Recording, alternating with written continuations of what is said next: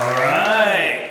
Welcome again, everybody, to Osmocon 2022, live from Austin, the hottest place known to mankind. I'll be your MC. My name's Coney Daddy. I'm just an asshole from the internet that just tweets random shit, and I actually have no allocators that, would let you know that I can do this job.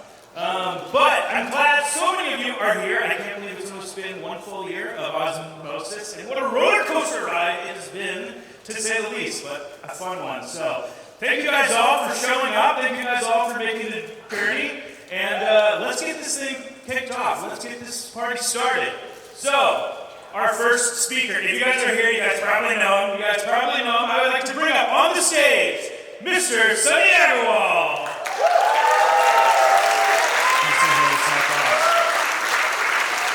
Do you want to hold the mic and walk around, or do you want to have the mic here? How do you feel about it? All right.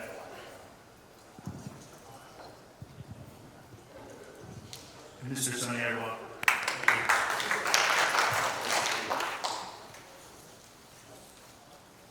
Hello, everyone. Welcome to Osmocon 0. Developer conference, I guess. So we have to start from 0. It was, originally it was the Terra Dapps Expo. Maybe I should hold this. So yeah, it was originally the Terra Dapps Expo, and because of certain reasons, that event wasn't able to happen as expected. But our friends at Orbital Command, one of the they basically helped organize this entire thing. They were validators on Terra and recently joined as validators on Osmosis. So definitely make sure to delegate them to them. But yeah, so we basically we realized this was a good opportunity to sort of help introduce a lot of the projects that we're building on Terra, and a lot of them are looking for a new home in the cosmos, and Osmosis is like a great place for that. And so so what's great is Osmosis, everything just goes so smoothly, everything works perfectly, never have issues. Yeah, not so much, right? The timing of it was obviously a little bit weird. Reminds me a little bit of DevCon 2. This is like a picture from, if anyone was around, this was back in 2016. It was the infamous Shanghai attacks, where at the Ethereum developer conference, there was basically an attack being done on Ethereum. The chain was basically unusable for multiple days on end, and everyone was like, okay, Ethereum is dead, it's never recovering, and that's basically how it ended, right? So, this was the War Room, Alex Mandesand, and a bunch of other people. And so this was our war room last night, where we are sort of working through some of these issues and figuring it out. The bug that was found, it was honestly a very simple bug. Basically, what was happening was, in this upgrade, there was a refactor to the AMM module, and basically, every time you joined a pool, you accidentally got 50% more LP shares than you were supposed to get. Yes, it is a very, very dumb bug. But the real question is not why this code wasn't there. The question is why this code wasn't there. Why this is the test that was should have tested this, right? And really, what happened was I think our team had spent a lot of time testing some of the very advanced, more complex edge cases. We spent a lot of time testing single-sided liquidity, because we knew that's where some of the complexity was, and then somehow we had failed to test some of the most simplest things. And really what this shows is that we do need a little bit of a rework of process in our security pipelines. We are innovating, but that shouldn't come at the cost of security. We'll have like a full, more in-depth bug report soon, but like, as well as like a plan for like how do we make sure we improve our processes so this doesn't happen again. You know, audits and stuff are not, audits and like bug bounties and stuff are important and are part of the solution, but really, you know, what we need is security is about the process, right? And we need to be rethinking about how, you know, our entire development process from beginning to end. You know, some things are definitely more documentation and comments. One of the most important things of getting this stuff like bubbled up faster is making sure just the number of people who are able to understand that code base and making it easier for more people to understand what's going on.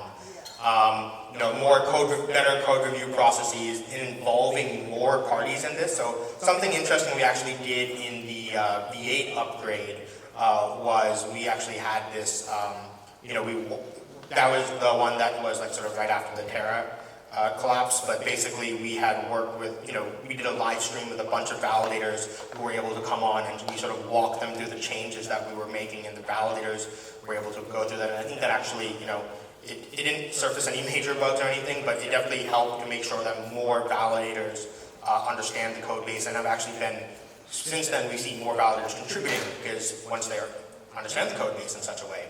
And more focus on end-to-end testing. You know, I think one thing that we didn't do well in this upgrade was this time we didn't actually hook up the front end to the testnet and actually test, you know.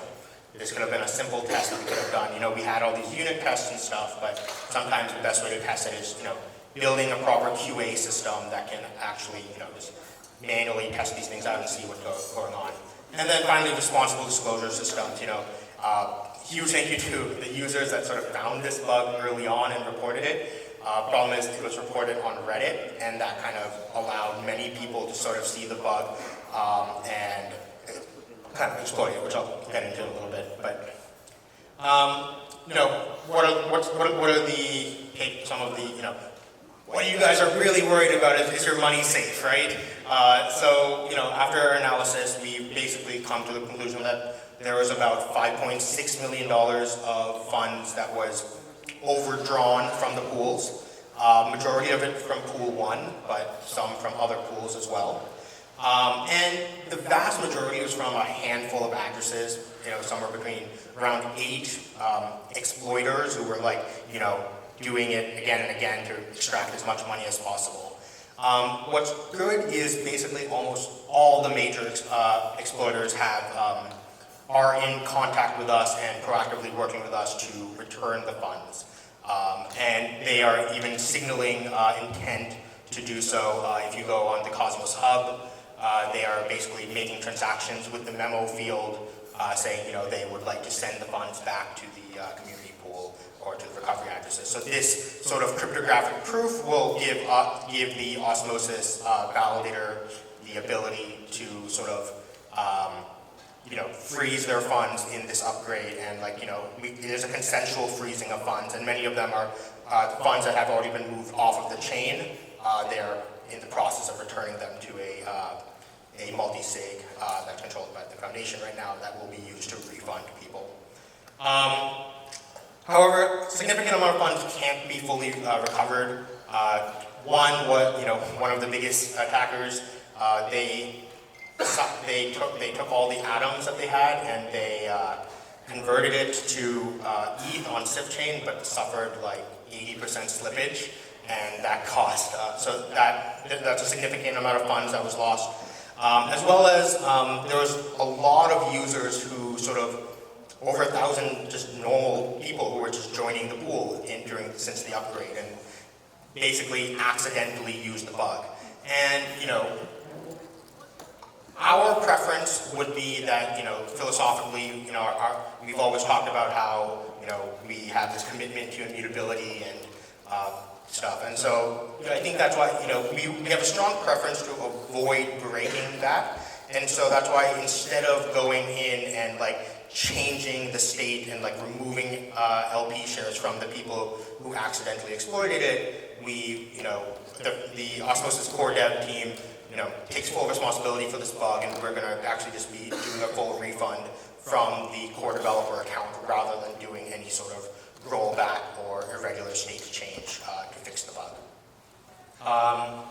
So, like I said, huge thank you to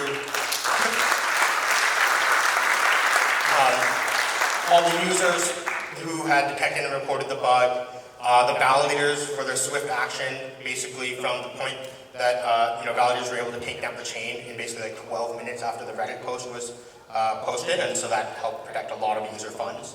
A lot of community leaders for helping, organize and getting the messaging out. A lot of core devs the past couple of days for working to get this, squash the bug.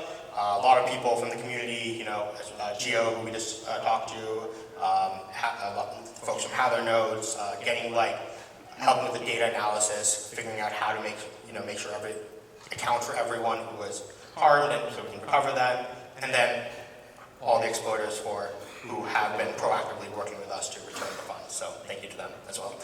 Especially Fireside, they were sort of one of the first ones to actually come out, and before we even sent out any messages or anything, they kind of reached out to us and offered to return the funds. So what's the plan for the restart? We're in the process of properly testing the bug patch code, as well as figuring out how to measure the affected users and distribute recovery funds.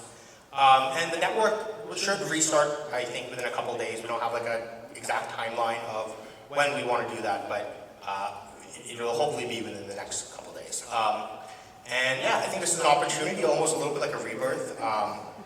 One of my friends from college, he used to have 2 birthdays. We called it his birthday and his rebirth day because of some medical issues. He was legally dead for about 8 minutes, and then he came back, and we actually celebrated his rebirth day. And so I think this is an interesting opportunity. It was an interesting opportunity to sort of look back and appreciate the things that had happened and where we're going from here. So I think let's talk. I'll kind of go into sort of my originally scheduled programming of. Osmosis Year 1. Just taking a look back of lots of ups and downs, definitely a roller coaster. From Genesis, we've had over $17.6 billion of cumulative trading volume, which is, quite cool.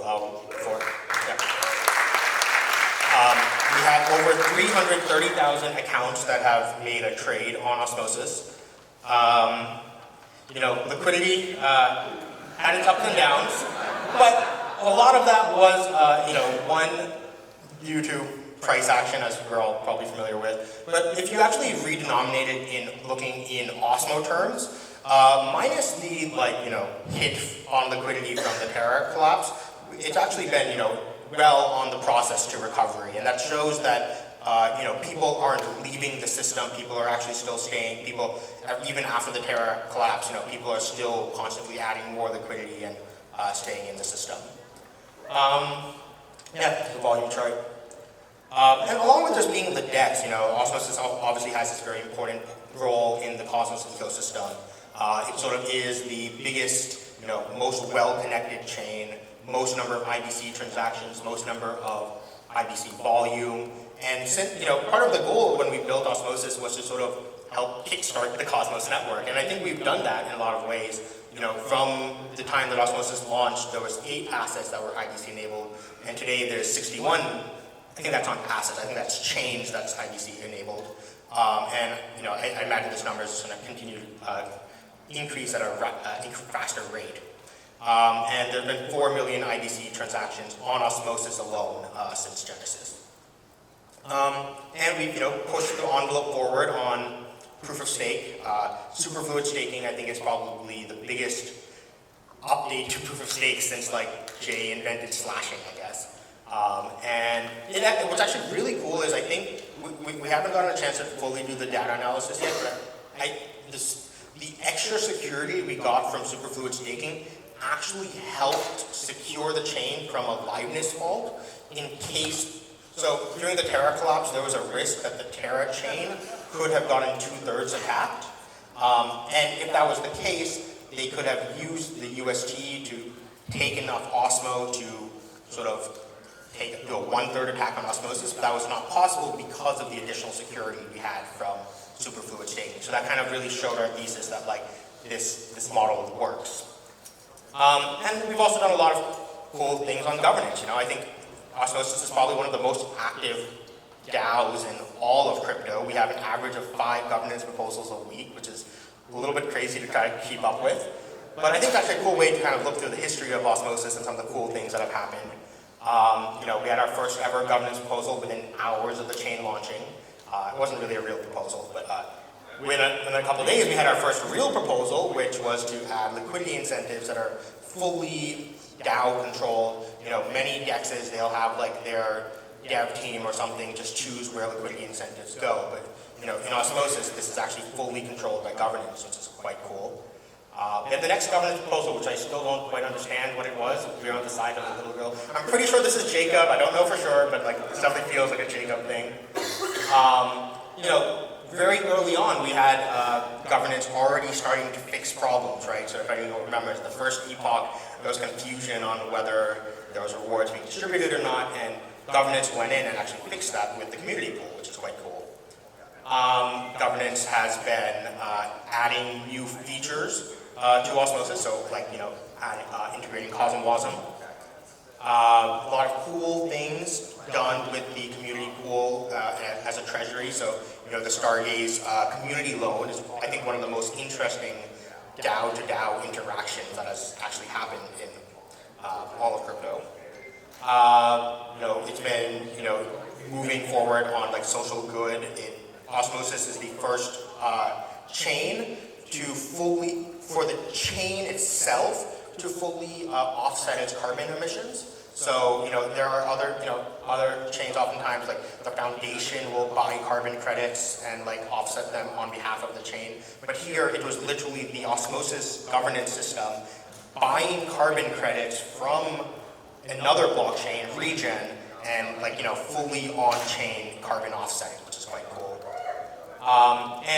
We even also use other carbon credits to create sort of a carbon market. So one of the big focuses of the Cosmos ecosystem is this move from degen to regen, so like regenerative finance, and Planet First Finance. So Gregory from Regen will be giving a talk actually about regenerative finance on Osmosis later today.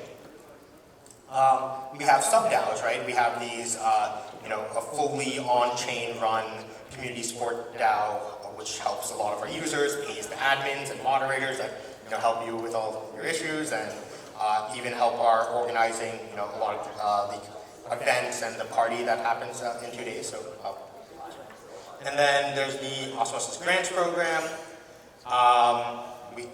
The Osmosis Community Pool has sponsored conferences, which is really crazy that blockchain sponsors the conference. Sometimes I think voting periods sometimes some of the governance processes can take longer than we'd like, such as the bridge proposal. Maybe it was a little bit too stretched out, but in the end, I think it usually makes the right choices. We're really excited to be working with Axelar to build a lot of these cool bridge UXs. And sometimes it doesn't make the right choices. So, if anyone remembers the infamous stripper dollars proposal about UST on Osmosis. So, but what's important is that we make things right and we learn from our mistakes. So already a lot of incentives have been moving from the Terra-based pools to more Ethereum-based stable coins and like ETH and stuff. And we're bringing in more and more assets like BTC right now, right? And I think going forward, Osmosis will be expanding from just this like Cosmos only DEX, but to be the true interchain DEX of connecting to, of course, IBC enabled chain, but also all these other ecosystems as well. So a little bit of like, okay, so that was year one. Where are we going from here, right? What are going to be the big focuses going forward? So one is a big focus on safety. Basically, I think one of the biggest things that's missing in crypto today is a usage of rate limit, right? Like, obviously there was a lot of bridge hacks in the last couple of months, and a simple thing that can be done is like, there's no good reason that more than 25% of your bridges volume or TVL should be like leaving in a couple hours. Like if that's happening, there's probably some mistake, a bug or something, and you should probably like slow down the bridge. You can apply similar ideas to the AMMs themselves. So we've been working on a research project with Blockchain at Berkeley called Volatility Aware AMMs, which is basically a way of saying that, like, hey, what do market makers do at times of high volatility? They thin the order book, right?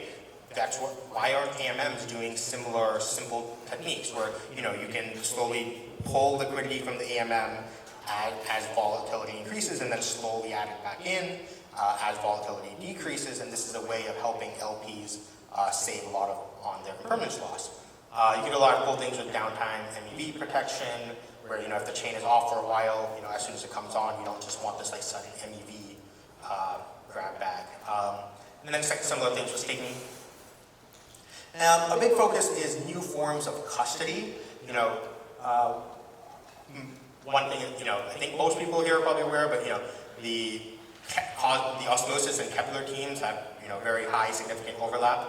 And, you know, one of the goals with like on the Keplr side right now is, you know, we want to get to a world where, you know, you can have the security of a ledger without needing a ledger, right? Like, and, you know, we do this with like the auth-z system that Gio was just talking about right before this, where you can have things like rate-limited hot wallets, session keys, where, like, you know, instead of having to open up Keplr every single time you need to make a trade, you can generate a hotkey in the browser that has like a trading limit. You're like, okay, this hotkey is allowed to trade up to 1% of my assets in a certain period, and then if you need to trade more than that, that's when you like break out the other keys. You can have social recovery systems, and then a lot of this gets superpowered with Cosmology as well. You know, I think probably the first government Dapp that's going to be deploying onto Osmosis is Apollo. They built this like sort of, if anyone who's used the native Cosmos SDK multisig, you will know it is one of the biggest, it's the bane of my existence. But, you know, being able to use things like Apollo Safe will make this whole process a lot easier. Another big focus is the trading engine, right? I think today we have these very sort of simple AMMs that are very similar to Uniswap, but we want to push the envelope forward on this, and how can we create you know, more useful things? So, you know, the big one is, one of the sort of ones coming very soon is StableSwap, and this will basically make it easy for, like, you know, much lower slippage when you're trading stable coins. But then we're also doing something called scaling factor governors, which can make it useful for things other than stablecoins, but things that are highly correlated. So imagine that, like, we have a staking derivatives platform, and you have Atom paired with staked Atom. But what happens is that the staked Atom, the staking derivative, slowly increases in value relative to Atom, and so you can actually have it so you can designate an address as a scaling factor governor. It could be a Cosmology contract as well. And what this will do is you can have it so, you know, you can say, okay, we know what the staking rate on the Cosmos Hub is right now, so we can actually have it so we constantly are readjusting where the peg is, so that way, you know, you don't have this like known drift and IL for the LP. So that's quite cool. You know, definitely going towards adding more order book style systems, but really going the concentrate liquidity route similar to Uniswap v3. Uniswap v3 is an order book in all but name. For anyone who's not familiar, you know, the Uniswap v3 system, basically what it does is it allows you to set rate, instead of putting your liquidity full range across the entire AMM, you can put it on, like, you can say, I want to concentrate my liquidity in specific bands on the AMM. And what's really cool about this is you can actually have this effectively act as a limit order. This is something that the Uniswap system doesn't really, Uniswap didn't implement this basically, but you can take the Uniswap v3 design and extend it even further to have these limit orders, where what you can do is basically say, hey, look, as the price moves within your band, it changes your ratio of assets, but as soon as it goes out of position, what you can do is actually have it so it removes that liquidity from the pool and effectively acts like an on-chain limit order. And using this, you can basically treat it like an order book. And this is really the right way to build order books on chain. So, centralized exchanges, they, even at times of high peak throughput, they throw their like clusters of GPUs at them, and even they struggle, right?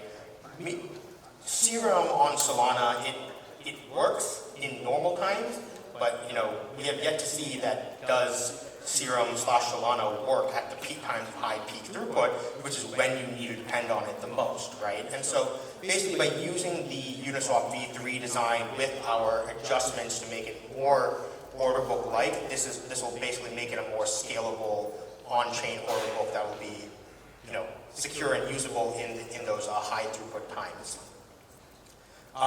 There's a project called Autonomy that's working on adding stop orders to Osmosis, so that should be, for a lot of people, look forward to that.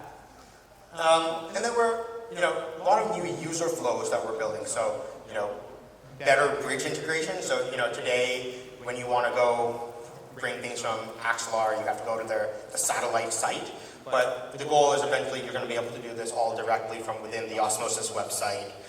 You can deposit from MetaMask directly, or you can even deposit directly from an exchange. So you have ETH or USDC on exchange, you can just send that directly to Osmosis without having to make a MetaMask wallet in the middle. And then, a big focus on native to native swaps. So this is, currently Osmosis has this UX very similar to centralized exchanges where you come deposit assets on, then you do your trading and whatever, and then, okay, whenever you're done, you withdraw them off, which is great. A lot of people love it. But, I feel like everyone still misses that good old shapeshift experience where, like, I have a token on one chain and I just want the token on the other chain, just tell me how to do it. And so this is sort of something that we're working on with the Axelar team is, you have ETH on Ethereum and you want AVAX on Avalanche. How do you make this all happen in one click? You shouldn't have to do the manual, okay, Axelar, then your trade, then another Axelar send. It's like all in a single click. You wouldn't even need to have Keplr installed at all. You could just be a MetaMask user and do this entire flow. And then, beyond spot. So our goal as Osmosis is to eventually compete with centralized exchanges, right?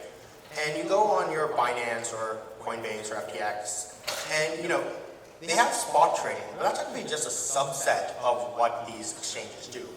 What exchanges really are this like sort of suite of products that's packaged into one unified experience. So they'll often have your spot trading, but you'll also have margin and derivatives, but you'll also have on-ramps and custody solutions and launch pads. So we talked about some of the custody stuff, but like when it comes to, this is where sort of the Osmosis ecosystem comes in, where our team, the core dev teams can focus on like the chain development and the trading engine, but then some of these other projects can kind of come in and build a lot of these necessary functionalities so that the Osmosis chain as a whole can provide the functionality of this unified experience. So Mars, I think they're going to be coming up next, but they're building the sort of a margining system, and I think they're probably one of the most interesting.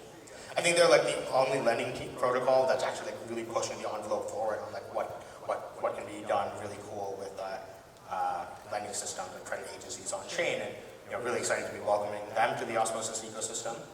We're working with the Cato team to build direct fiat on-ramping. Currently, I'm sure if anyone has tried to acquire Osmo for the first time, it's this very painful process of going on Coinbase, then creating a Keplr wallet, buying atoms on Coinbase, sending them to your Keplr wallet, sending them to Osmosis, then swapping. It's like, okay, how do we make this all a single click?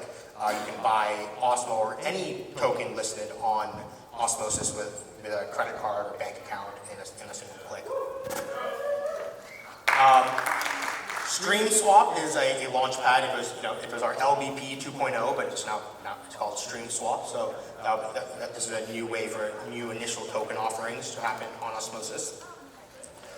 Phase, they're building a dollar cost averaging protocol, which is really cool. So you can just say like, hey, I want to buy $1,000 worth of Osmo, but over the next like 5 days, so you get some sort of more smooth thing. But what's really cool is then they will integrate with like Mars, so that way your USDC that's being weighted to be dollar cost average can still actually be lent on Mars and be a true yield while you're waiting for the dollar cost averaging to go through.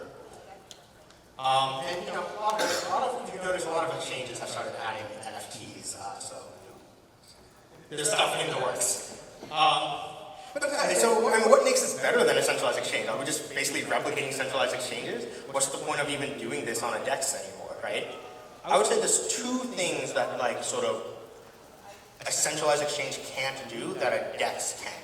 So privacy and composability. So one on composability, right? This is a tweet that I had a couple months ago at this point, but basically, you see in the crypto space, everyone else is starting to think about cross-chain communication right now. In Cosmos, not only have we been thinking about it, but we've been building it and have shipped it over the last 3 years, and we're working on like cross-chain composability, right? And so, there's a lot of cool things that came in this V9 upgrade. One thing they forgot there is a cool trick to get 50% APR very quickly. But one of the, I think, most important features that came in was this idea was interchain accounts. And this is something, all the other bridges out there right now are like, yeah, sure, you can send tokens from one chain to another. But with interchain accounts, you can actually have an app or a contract on one chain fully interact fully trustlessly with an app on another chain. So, there's a whole ecosystem of applications that are, being built on their own individual Cosmos app chains, but still interacting with Osmosis over interchain accounts. So these include things like Defund and Quasar, both of who are talking later today. Saki from Sommelier will be here. White Whale is building like a cross-Cosmos arbitrage system using interchain accounts. So a lot of cool stuff happening with interchain accounts. And then, yeah, on the privacy side, a lot of cool stuff with front-running prevention. I have a bunch of talks online you can find about those. Working with the Void protocol team to build, they built like a tornado cache style system and bringing like on-chain privacy to Osmosis. And so, how do we make all of this possible, right? Like, there's a lot of stuff needed here, and the answer is developers, right? And so we've added Cosmosm to the chain, but just adding the Cosmosm contracting system is not, it's not going to suddenly bring the developers.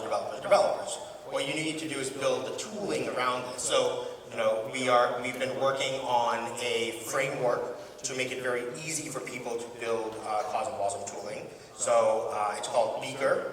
If I can check out the name. So it makes it very easy, to do testing and integrating Cosmosm Dapps with front ends, and so a lot of cool stuff there. Dan Lynch, he'll be giving a talk later today on a tool he's building called Telescope, which will basically make it super easy to build JavaScript libraries for interacting with Cosmos chains. And we use Telescope to build Osmo.js, which is a JavaScript library to make it very easy for people to build front ends, custom front ends for Osmosis. So you look at things like Symphonia. Symphonia is a project from Bitsong, which is, they built a custom Osmosis front end that's focused on fan tokens, but they're able to use something like Osmo.js to make the process of doing that much simpler. We can use Osmo.js to basically build widgets and stuff that people can embed into other sites. So, I think the JavaScript experience in Cosmos has been sort of not the greatest in the past few years, but we're working to make that a lot better. And now, so these are tools that Osmosis Labs and core dev teams are building right now. But there's also, all sorts of other tools that external teams are building as well to make it very easy. So we had a presentation from Leica at the beginning about, building Postman for Cosmos. Croncat is building a way to automate, a scheduler basically. Andromeda is making this cool tool they'll be presenting later to basically create composable Cosmosm workflows. So yeah, we'll have, developer tooling will get a lot better. And, finally, as an incubator, centralized exchanges have incubators like Binance Labs and stuff.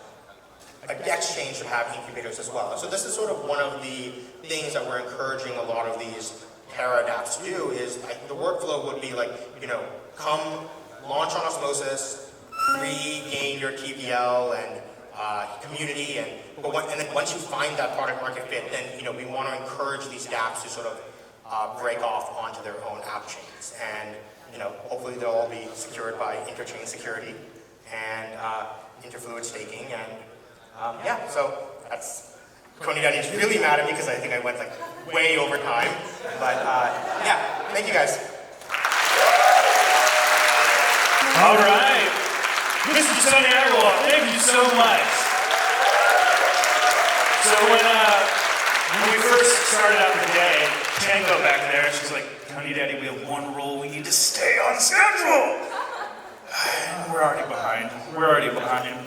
But that's okay. We have a lot to talk about. There's a lot of exciting things happening on Osmosis. One of my favorite things about this space as well is how everybody here kind of has your, Anon name. You have your Anon Twitter handle. If you introduce yourself to me, introduce yourself with your Twitter handle. I don't care about your real name. I'm not going to know who that is. And I bring that up because next up on stage is a man who's going to be talking to us about designing robust, decentralized collateral. I got it. Come up on the stage at Osmocon 2022, Mr. ZeroAuth.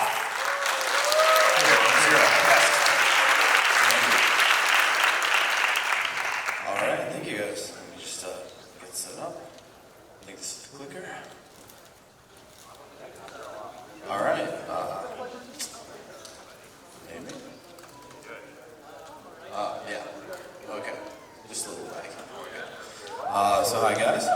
I'm ZeroAuth, and I'm here to talk to you guys today about designing robust, decentralized collateral. So just a quick overview. We're going to do a quick little slide on what is collateral, defined for the talk. It can have quite a wide definition. We're going to talk about where do we use collateral in DeFi, sort of like why am I talking about this, why is this important? Then we're going to talk about what makes good collateral. We're going to talk about a few frameworks that we already use for collateral in the space.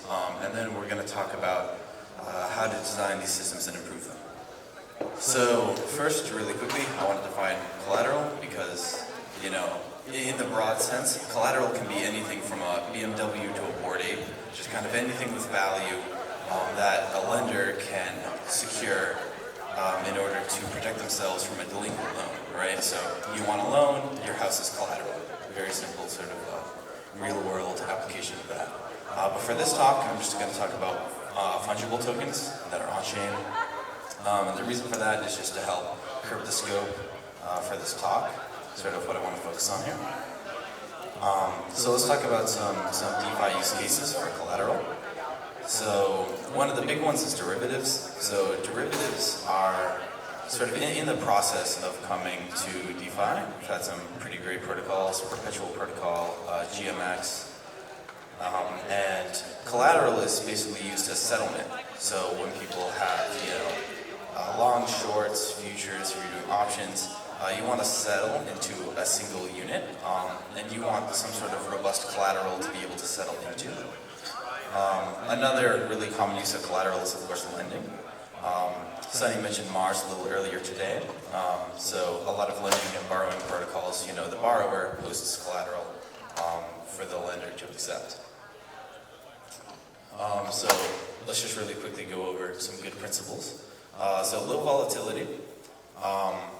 The reason why low volatility collateral is good is because it makes you more comfortable to hold it for a long time. If any of you guys have tried like an NFT lending site, there's some new ones coming out. It can be really scary, if your floor price drops by half, drops by a third, or in the current market conditions, Bitcoin dropping by reasonable amounts. If you're not careful, you could get liquidated and your position is gone, right? So it's important that when you're using collateral that you want it to be low volatility. You also want it to be low trust. So what I mean by this, we'll get into this a little bit later, but sort of a jab at centralized stablecoins, which are a common use of collateral, especially on like Perpetual Protocol and other sort of derivatives platforms. this can be a huge problem, not only for the sort of people who believe in the DeFi principles here, but also just in terms of trust. Like, you have to trust the issuer there. There's a lot of sort of trust issues, which in a trustless environment is not something we want. Then high scalability. Ideally, you'd like to be able to increase or decrease the amount of collateral present for like settling on the derivatives protocol as possible. And then ease of mint. So we'll talk about sort of minting and burning later on, but for something like a USDC, only Circle controls what's being minted, what's being burned, and then the market has to sort of control where these tokens flow, which is fine, but it's even better when sort of the market can control, we'll get into things like DAI, where the market can control how to sort of print more supply, get supply off the market. Yeah, so those are sort of some good collateral principles. Let's get into the frameworks. So really there's 4 frameworks I've laid out here. There's centralized stablecoins. There's what I'm calling CDP stablecoins. There are volatile assets, and there are dampened assets. So let's start with centralized stables. I don't love these. I assume many of you don't love these. Some people have called them a necessary evil. And basically their huge pro is that they've been able to absorb a lot of pressure, right? And they've been pretty reliable thus far. They got some pretty big downsides though. You know, we see sort of issuer problems, people doubting Tether. It's completely opaque. We don't really know what's holding up these systems. And we don't like that. That's not very trustless, and it doesn't encourage composability. And so we started to see some on-chain sort of stable coins that came up trying to fix this. I think DAI, you could say, was among the first. And I've put MIM here as well from Abracadabra. Basically, the CDP system is where you take your Bitcoin, Ethereum, or USDC, and you essentially place it in a vault, and you can mint these stablecoins. And the stablecoins are directly backed by the value in that vault. This helps sort of create a reasonable stablecoin system. However, their big weakness is sort of cascading. If any of you were around for Black Thursday, back with DAI, or maybe around 3 weeks ago on Terra, you're maybe familiar with how quickly, you know, sort of stable coins can break peg and how strong that is. And that's usually due to the reflexivity of the system. In the case of CDP systems, if you get liquidated, your collateral has to be sold, which further lowers that price, right? So like, you have your Bitcoin that you use to mint your DAI, Bitcoin goes down, you have to sell your Bitcoin, that lowers Bitcoin further, and it becomes a cycle. The third is volatile assets. I bring this up because of mainly GMX. Don't know how many of you are familiar. It's a derivatives protocol on Avalanche and Arbitrum. It's enjoyed quite some success during the bear market. And notably, it uses volatile assets. It uses a sort of a mixture called GLP, but it's comprised of Bitcoin, Ethereum, AVAX. So you can use a volatile asset sort of as collateral. I'd say the main issue there is obviously the volatility. If we go back to the good collateral principles, it doesn't exactly inspire sort of long-term holding, you know. Well, I should rephrase that. Maybe people, you know, we all enjoy holding our cryptocurrency. But it doesn't encourage you to sort of hold that in a collateral system long-term. You're going to be afraid of loss, right? And then finally, I want to talk about dampened assets, which are, in my opinion, the most interesting. And the main one here is RAI. And basically, they have a similar mechanism to CDP, where you put your collateral in a vault and you mint a token. But the difference is that they drop the idea of a stablecoin peg, and they basically say, we can be volatile, we can go up, we can go down, and we're just going to do that as slowly as humanly possible.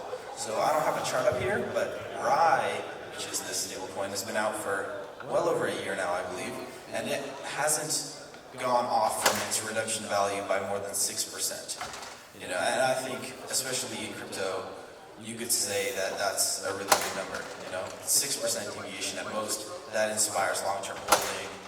And so you can actually get some of the benefits for collateral without strictly being a stablecoin. And the reason you want that is when there's no peg, it's actually a lot more elastic. You know, I'd say sort of like, you could call the CDP systems a bit like glass. You know, they can be very rigid and strong, but if you break it, it kind of shatters. Rye is a bit more like rubber.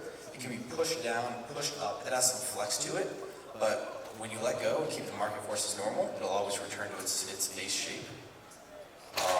And so these collateral frameworks have kind of been at a standstill. Rye's main weakness is that it only uses Ethereum, which is really impressive, but there are a lot of more interesting things to do with Ethereum. So you don't end up getting a lot of Rye minted. People would rather use ICETH or use Ethereum for, you know, leverage margin, all sorts of other stuff. And so you don't get a lot of use cases there. So, you know, these systems have kind of been at a standstill. They've been competing. And so we kind of wanted to find a way forward, myself and my colleagues. And so it is my pleasure to introduce Membrane to you guys. So the idea of Membrane is specifically to target collateral for use in the derivative stack, perpetuals, futures, options, etc. And also for sort of pseudo lending. So that's user to contract lending, think MakerDAO or Abracadabra, I suppose. So the system we're using is going to be asset dampening. So similar to sort of Rye, Reflexor. So you won't have a stable coin being minted, but you will have a very low volatility asset being minted, which is exactly what you want for collateral. You will be able to use Osmosis LPs to mint this, right? So you'll essentially take your Osmosis LPs from spot, and you'll use them to mint your collateral tokens. And then those collateral tokens can be used to provide liquidity for a perpetuals protocol. And in this way, as long as you're careful with your price fluctuation, you could be providing liquidity on spot and providing liquidity on the perpetuals market at the same time with the same collateral. So it's a very flexible system. For us, we've also added a few improvements. So we're excited about multi-asset CDPs, which is basically where instead of just depositing your Ethereum and minting or depositing your USDC or whatever and minting, you can bundle your assets together and mint sort of tokens against that whole set of collateral. And what that does is it keeps your, it increases the robustness for you. So let's say your portfolio is 50% USDC, 50% ETH. If ETH drops by half, your portfolio is only dropped by a quarter, right? So by bundling them together in one bundle, you'll be able to decrease the odds of yourself getting liquidated by a large amount. And you can almost think about this as sort of minting against your entire portfolio. If you took it to the extreme, you could throw your whole portfolio in there and mint a lot, you know, sort of like in the TradFi world to make it sort of analog, like an equity line of credit. You can sort of use this to extend credit against the principal value that you have. And the reason we're targeting LPs is that they're a pretty sort of dead asset. And what I mean by that is once you have an LP, there's not much you do with it. It sort of sits there, right? But it has, in a lot of cases, a large principal value. So this allows you to be a lot more sort of flexible with how you can borrow against the principal value of your LPs, which we think is pretty powerful. And the last thing is that we've really generalized our contract system to enable new token types. So we're investigating NFTs, we're investigating sort of vault tokens, and we're looking into bringing sort of more possibilities to this system. So yeah, thank you guys for listening. And I think if I have a few minutes, I'm going to throw it to questions, actually, because I spoke too quickly. You agree?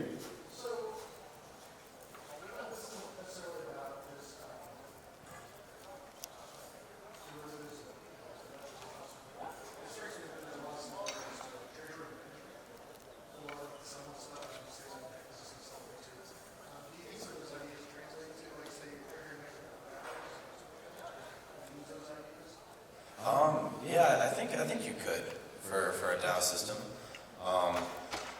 I was talking, I'm good friends with the Apollo guys who were mentioned earlier, and we've definitely had a lot of sort of productive conversations on ways this can be used to help manage your treasury.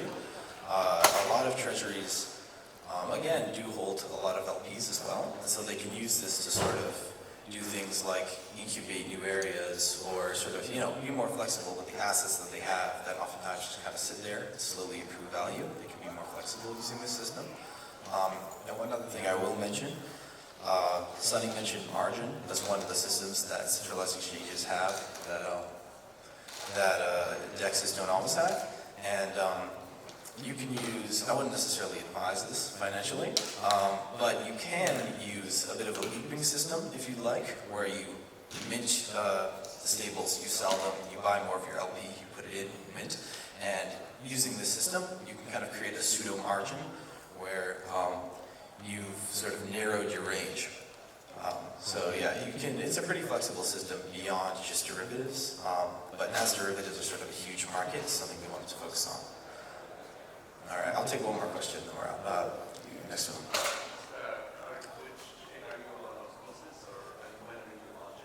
Yeah, sure. So we're going to be launching on Osmosis first. Sunny sort of had this slide up about sort of starting on Osmosis and then sort of moving to your own app chain. And I think that's something we want to pursue. And we're aiming tentatively for a September initial launch. We'll see how that goes. All right, I think I'm out of time. Sorry. I can answer your question, yeah, one-on-one. I got it, Dave.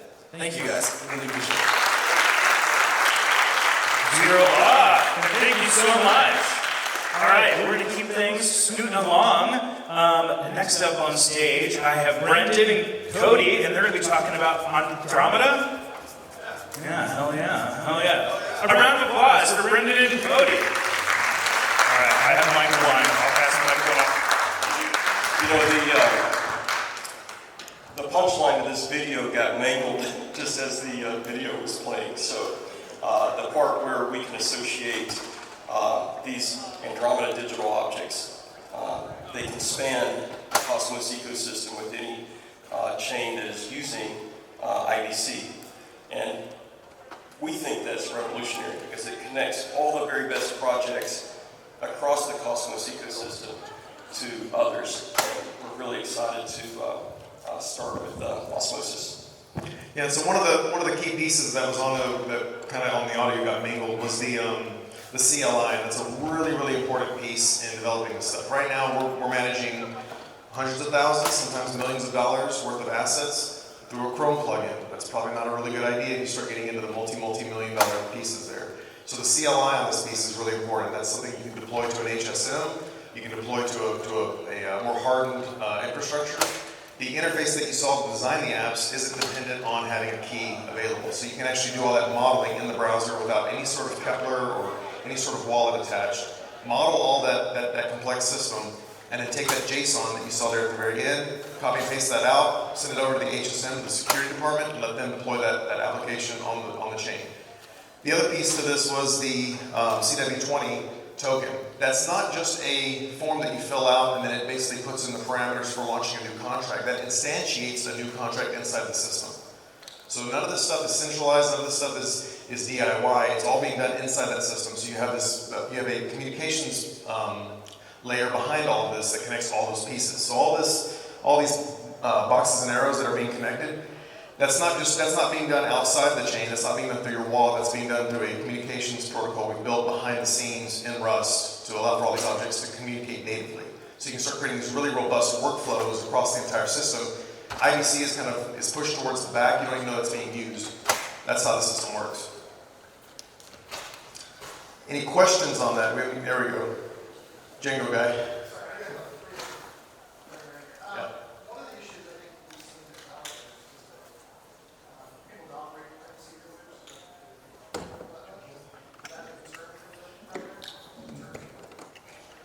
That's a concern inside the ecosystem, but it's lower than where we are. We're kind of operating more in the application space, so above protocols even. And that is a concern, but it's not something we're sort of trying to address ourselves. Go for it, yeah.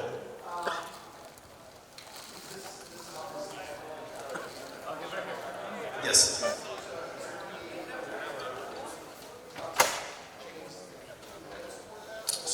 Yeah, so I've been wanting to build this system for about 5 years. I was an Ethereum maxi way back in the day, and I was waiting for Solidity to get dynamic arrays and loops and all the things you need to do proper programming. And once I found Cosmology and Rust, I thought, okay, now I can finally get this damn thing built. And so that's when we assembled the team. This cannot be done on Ethereum. It would take you years of work to try to get this thing to go. With Rust, we did it. 14 months is a long development cycle, but there's a lot of underpinnings and a lot of system design. We refactored the entire thing back in December. I would dare the Ethereum community to try to do this in Solidity. I would not want to be on that engineering team. All right, the guy in the back is asking about the documentation. Yes, we have an absolutely complete set of documentation. It's all open source. Anyone can go out and look at it. The documentation is ready for use.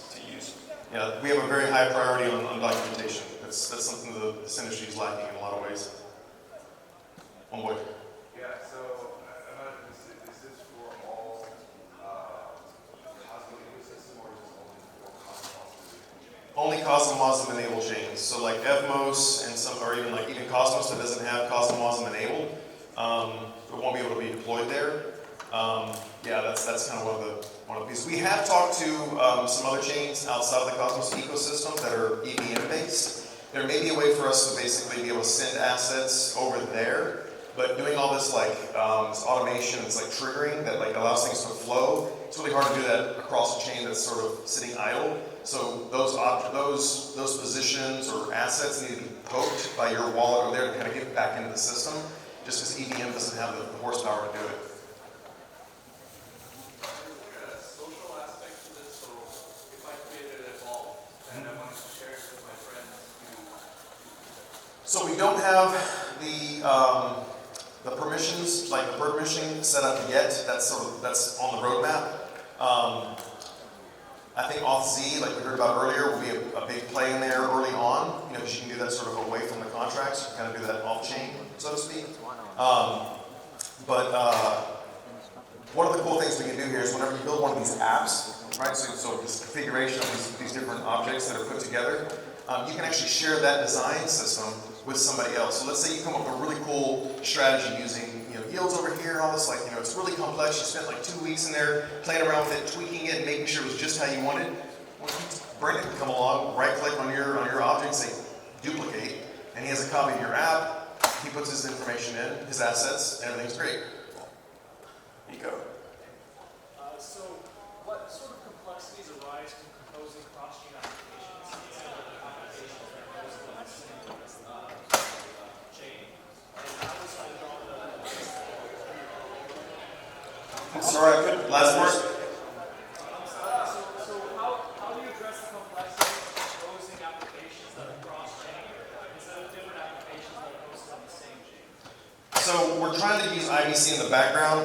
That's really bright. We're trying to use the IBC we're pushing that towards the back end. It'll be used, but you shouldn't have to worry about that. There may be a little bit of a timing issue, 45 seconds to go round trip, or send things across the chain, so it won't be atomic in one sense, but the system should work sort of behind the scenes and handle all that for you. So all the intentionality is done on chain. That's one of the pieces we talked about. Everybody likes to throw around the word decentralized.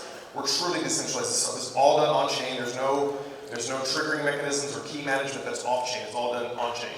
I don't know if that answers your question or not, but yeah. The other piece to that on the security model, so we're obviously all the smart contracts will be audited, but once you start creating these higher levels of order, you need to have a different type of auditing or agent-based modeling, right? Because you're going to, if the objects do what they're told, but you put in some sort of a circular loop or some sort of, no way to get your funds out, how do you test that with, just a normal Rust auditing process? You can't. You have to have a more robust, higher level of auditing. That's it. All good? All right, we'll be outside coming to talk some more. See you.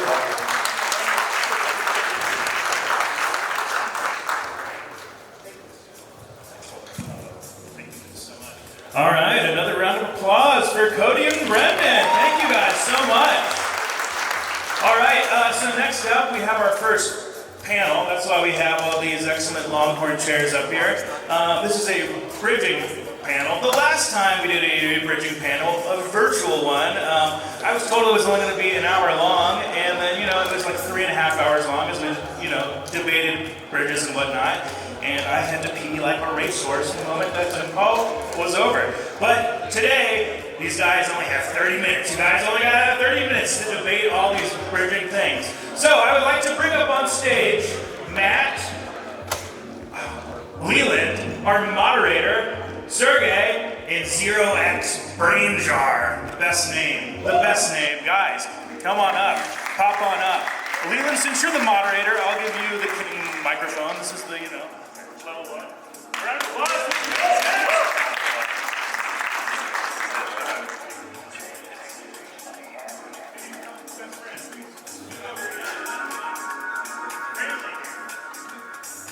So I'm very excited today to talk about bridges, because bridges are kind of Cosmos has its own native bridging through IBC, yet we have these 3 other bridges here. And so the question is, how do Cosmos bridges, IBC, interact with bridges outside of the ecosystem? And I'm Leland, and I work at Dapps Digital. I would love to have an introduction from all of you guys, briefly, describe yourself, describe the protocol, but more importantly, discuss what parachains you connect along what assets you bring into the Cosmos ecosystem. Does this work? Hey, I'm Matt.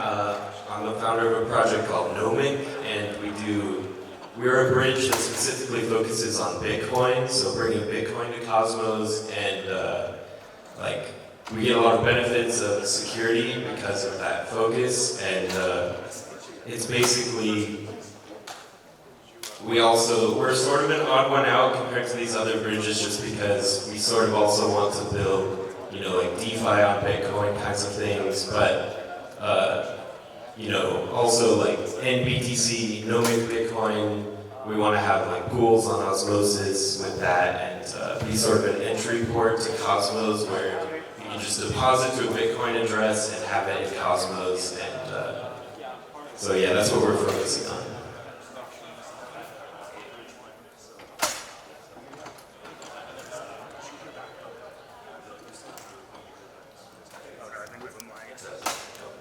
Hey everyone, this is Sergey from Axelar, so super excited to be here. Thanks for the invite.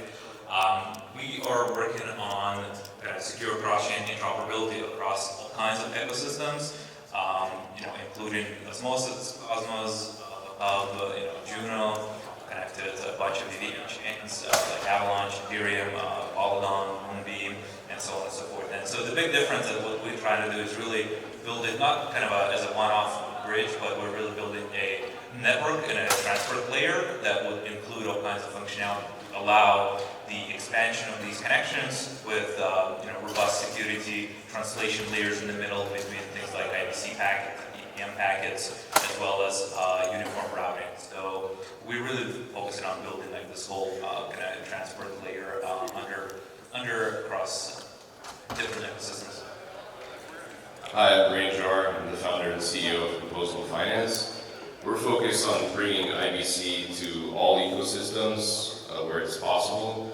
We're producing the first bridge to the Polkadot ecosystem called Centauri, which brings IBC to the Polkadot ecosystem. Also, we're creating a bridge to Near, bringing IBC to Near as well.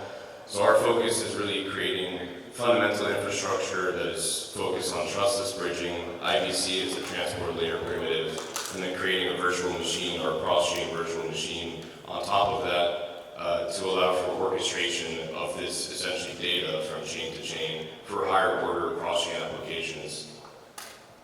Got it. How do you guys decide what chains you want to connect together? In the case of Axelar, Axelar can bring Axelar USDC from ETH into Osmosis, or you can bring it directly into Juno, but how do you decide what is your port entry into the Cosmos ecosystem? Yeah, so we try to effectively program a lot of functionality at the port layer, right?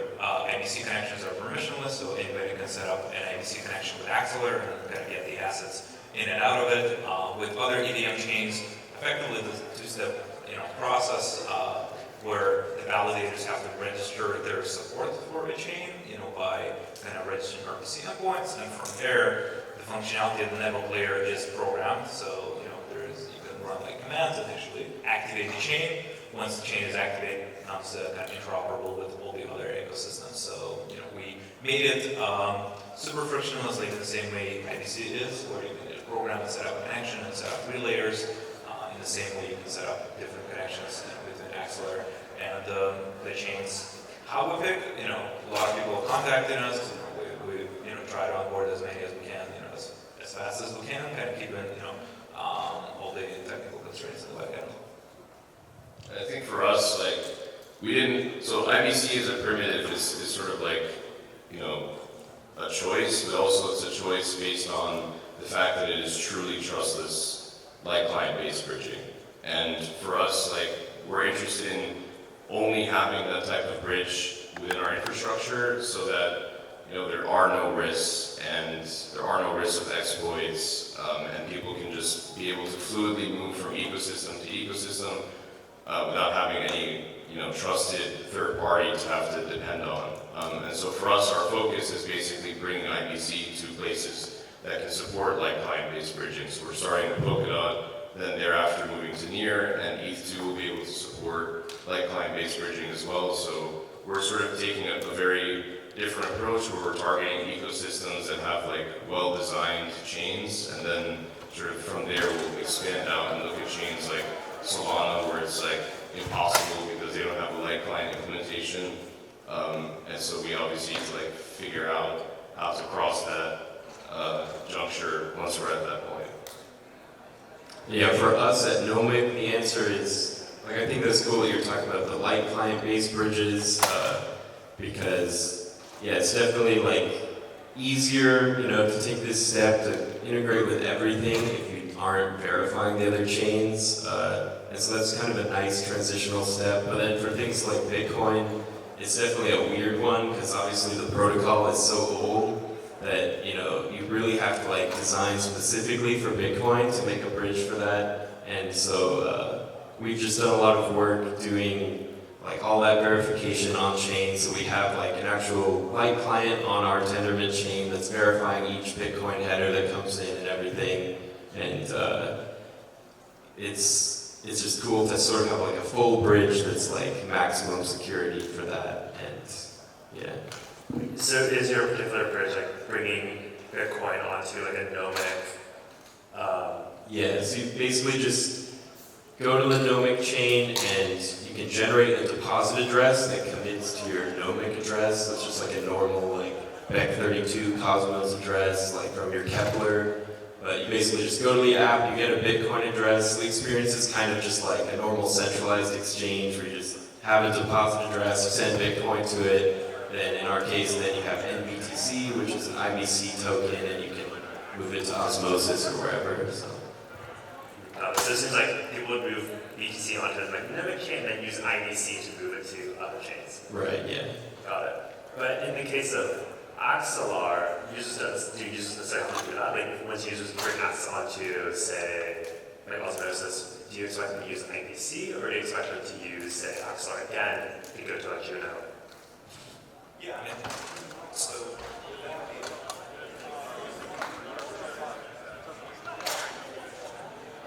hello. Awesome.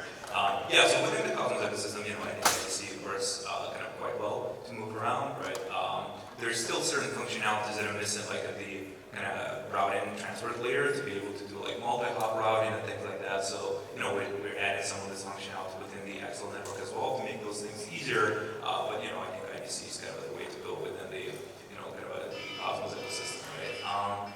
When it comes to, extending outside of Cosmos ecosystem, that's where I think, Axelar is needed, right? Kind of going back to, trustless node. I think like the reality is that making IBC really like trustless, like it's not really that easy to do outside of Cosmos, right? Because you're gonna have pretty complicated logic that you're gonna have to bake in the light lines, and you're gonna have to like maintain them and verify them. And so unless you're really doing it like at a consensus layer, I think that's pretty hard to maintain.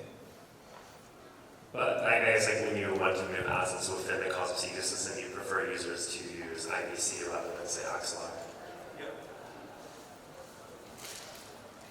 IBC is interesting because it's a pairwise connection, only connects like the chain A and chain B, and so sometimes you end up with like asset fragmentation. How do you see asset fragmentation kind of affecting the Cosmos ecosystem, and what solutions do you think will come to surmount? I mean, I think like there will be multiple different versions of like USDC, for instance. Really, what like should happen is the hub it would be really interesting if like there was an AMM directly on the hub, and there was Osmosis. I mean, or osmosis, right? Like, I mean, or just like essentially just some sort of like higher order thing that maybe is routing through multiple different AMMs within the ecosystem, and just have like deep 3-pool or like larger pools of basically as many assets as possible from all these different bridging ecosystems. Otherwise, we're just going to see massive arbitrage opportunities across like the different versions of USDC. Of course, like it's just like a weird philosophical problem as well, right? Because theoretically, if Circle spins up a Cosmos SDK chain tomorrow and decides to deploy and say, hey guys, this is real USDC, like will people stop using the other versions of the USDC? And the answer is probably not, but you may see a shift towards the actual like official USDC. It's just going to be a weird philosophical problem that I think all ecosystems are going to have to deal with. Actually, how many versions of USDC are in the Cosmos ecosystem right now? I mean, there's Axelar USDC, I think Gravity USDC, Nomad USDC. Nomad USDC. So yeah, I just anticipate there just being more USDCs. And it's really funny because like stable coins are already just some token on top of some other currency. Because we have USD, then we have stable coins, then we have bridged stable coins. And so I don't know if the market could settle in a winner take all kind of thing where like one's obviously better. So like if Circle actually issued USDC natively on IBC, like that makes sense. But if that doesn't happen, I feel like then there's still a market need for like people don't want to have to think about like which bridged USDC to use, and so there could be like sort of a DAO maybe that like holds all the like and balances between these different representations of USDC. So maybe we'll see something like that, but I don't know.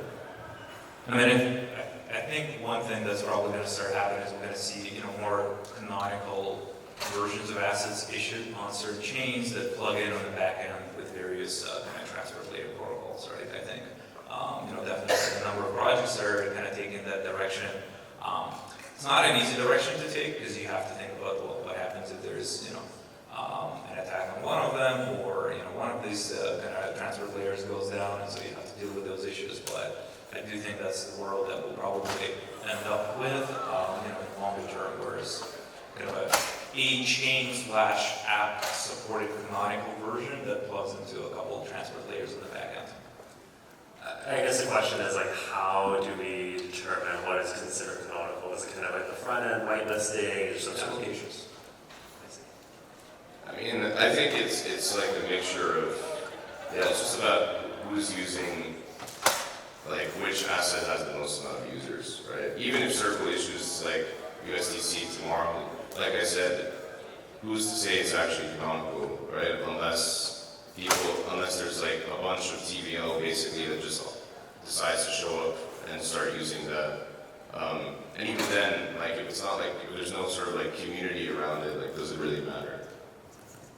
And do you think this canonical asset would be on a ecosystem-wide level or on a per Cosmos SDK chain? Yeah, I mean, I think it's hard. I mean, I don't know. That's the answer. I think the kind of IBC and the pairwise nature of it like makes those questions like harder to think about, right? So yeah. Yeah, it seems like the answer to all these questions is just that it's still undetermined. The market is still like forming around all these things, and like as this grows, right now we're in the bear market, so it's like in this phase of just building. We'll have all these different representations. Then the next big bull run, we'll see like which grows the most. So yeah. I mean, I do think that like what's interesting, an interesting way to think about bridge assets is they're essentially like dead, basically, and each one of these bridged assets sort of has like inherent risk associated with the bridge. That's so I feel like whatever's canonical or whatever people end up settling on will just be the asset that has the least amount of risk of default, essentially. Yeah, I think for that reason, I think it's important to, like, as people are building, really like decouple various layers of, interoperability, right? Like from the transfer to, relate, a message pass into an application, which is like the asset issues on top of it, right? And I think once you make those separations and decoupling across the layers, it makes it easier to think about the security model. It makes it easier to think about what is the right kind of trade-offs as an application I can make with multiple, interoperability layers potentially, on the back end and kind of have the application-specific policies around those things. So I think this decoupling is actually quite critical. It's not exactly what happens with IBC right now, and that's one of the challenges, I think. Who do you think has more influence over what assets are being used? Sergey, you said applications. What about users? Like, what does it balance between like user wants versus application wants? Or do users have no voice in this? Or maybe they don't care? Not to sound like an osmosis maxi, but I feel like within Cosmos, it's just going to be the osmosis community that basically just says, yeah, like, this is going to be the canonical thing that we decide to use, right? I mean, I just feel like that's the strongest indicator for progression within Cosmos as a whole.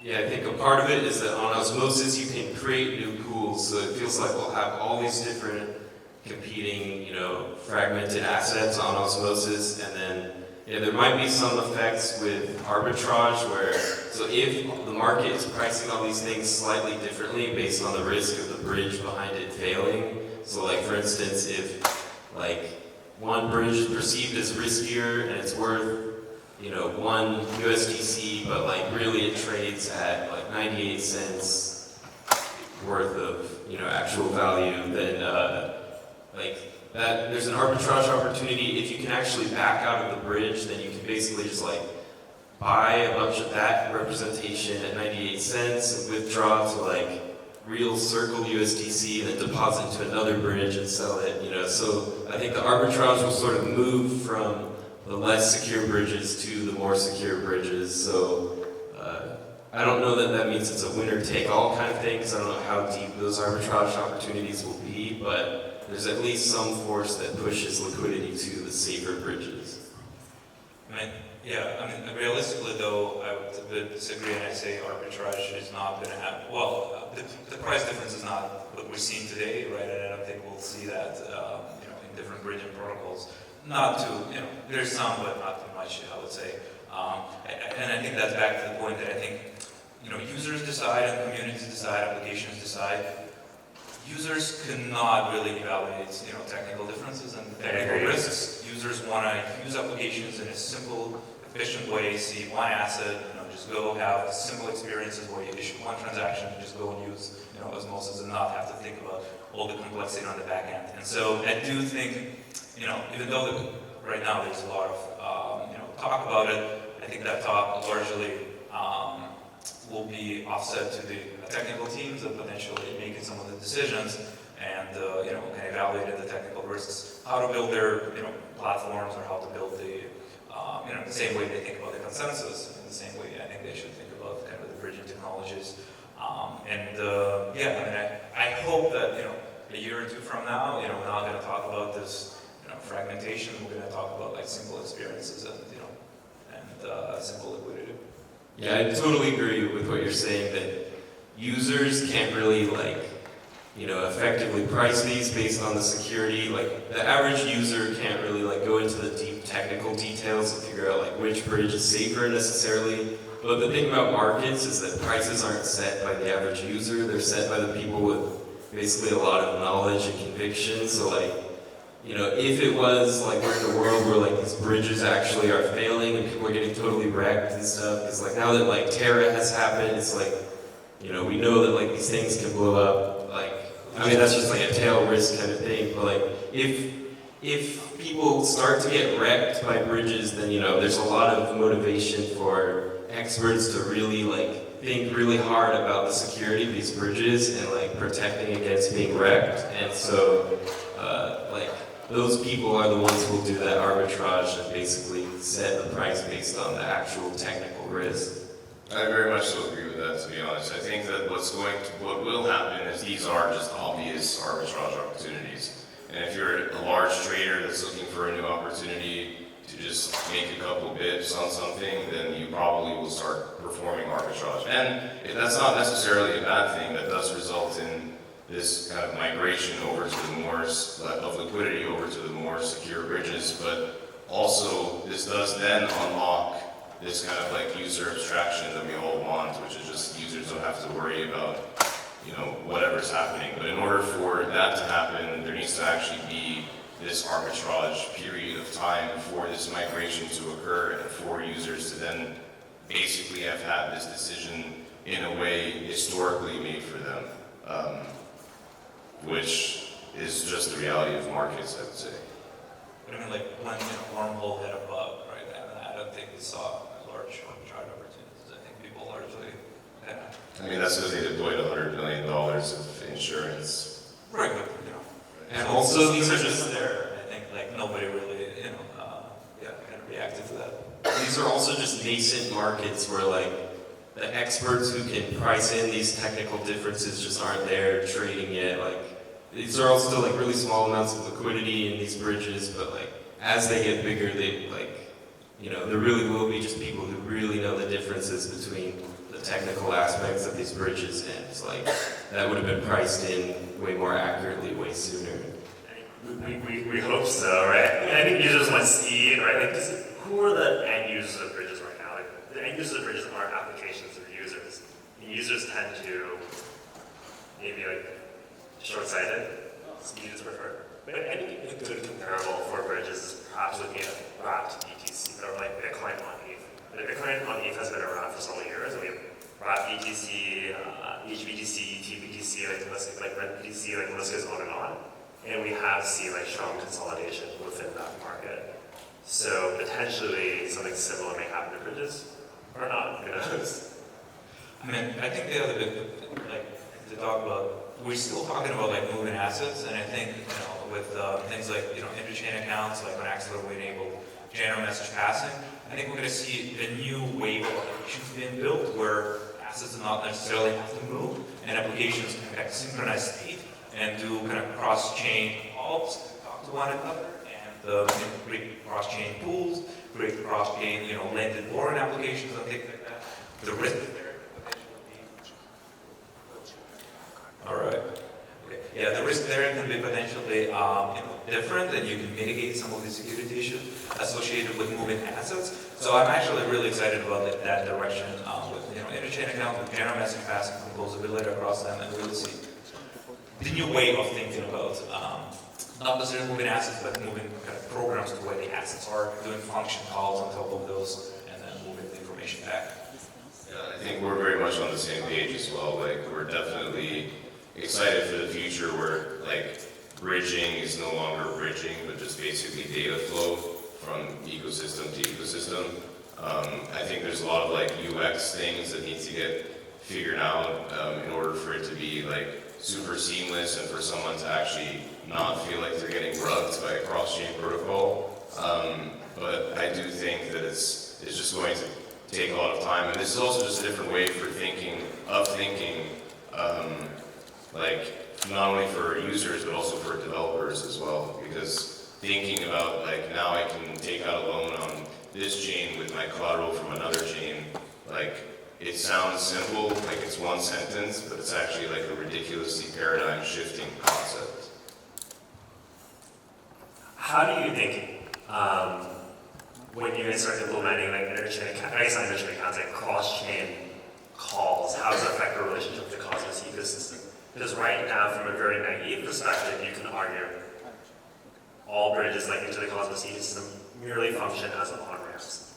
And once you get within the ecosystem, they'll use IBC. Maybe not. But as like, cross-chain calls become more developed and interchain accounts become more developed, like how do you expect the relationship with the Cosmos ecosystem to change?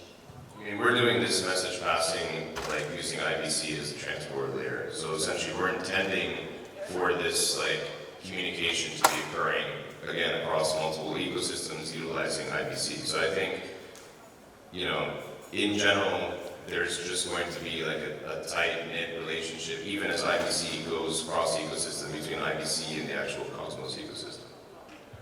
Yeah, I mean, the way we approach it right now is, again, you know, Axelar is sort of the transport layer, right? On top of it, you can implement any kind of message semantics, right? And these message semantics right now that we're working on with a bunch of Cosmos projects is to, you know, extend this interchain account functionality to EVM chains where it's an arbitrary payload you can pass around, you know, how you encode it, what is the format of that looks like. It's, you know, up to the developer, and will help kind of standardize across, you know, some options there. But from our perspective, you know, it's a payload, it's a message, you can send it through Interchain, you can use, you know, Axelar for the transport to other networks, you can call a function directly. I mean, no matter what the kind of Cosmos programming model and let's say like EVM programming model is a little bit different, so you're gonna have to do some translation, like map things into, you know, contracts and addresses. So and that's what we're trying to do with Axelar, and hopefully the protocols along the way. I think, in my honest opinion, these bridges just being sort of a pipe to like bring all these assets into other people's projects is kind of lame. Like, I think there's like pressure towards bringing the apps also closer to the bridges so that, like, at least from our focus at Nomic on Bitcoin, you know, there's a lot of people with a lot of Bitcoin that, you know, they haven't really come to this world of like modern blockchains yet. They just like bought Bitcoin, they hold it, and they might have like a large amount of holdings. And so being able to sort of like market to those people to like deposit their Bitcoin into Nomic and then have them actually like earn yield on it and have these different things there, like that's a really cool thing that, and I think, you know, this applies to a lot of bridges, but specifically Bitcoin the most, just because that's like the biggest and the most untapped asset in crypto. And I like being the on-ramp. It's a cool place to start because there's demand for it, you know, and then IBC just makes it so easy that like the asset can just instantly be useful in all these places, and it pools on osmosis and whatever. But I do think over time, at least for all the Bitcoin bridges, there will be like moves towards, you know, the apps being on the bridge. So in the long term, if there's multiple bridges all connecting these ecosystems, how do you expect fees to evolve? Is it a race to zero? Is there, I don't know. What do you think? I mean, yeah, I mean, I don't think there's going to be, you know, hundreds or even dozens of robust kind of, you know, transferred protocols you would rely on. You know, these things are hard to build, right? Whatever the guys are doing, like Composable, whatever we're doing at Axelar, you know, I think these things that take kind of years to make it mature, make it secure, and, you know, hopefully it'll get priced in, right? Like in the stuff. I mean, I don't think that will be the reality, but, you know, we'll see. So I think as you have multiple routing paths as application, you probably make a choice where for certain transfers, you know, maybe it's a larger or smaller transfer, you could say, you know, this path is less risky, this path is faster, this path, you know, gives me these types of guarantees or those types of guarantees, and fees along that could be then, you know, tweaked, right? Where, you know, for some more robust path, more transfer passes there. And for, you know, for some smaller assets, maybe you will kind of take potentially a different path and pay, you know, a different transaction fee. So I think we're going to see different fee models across these things.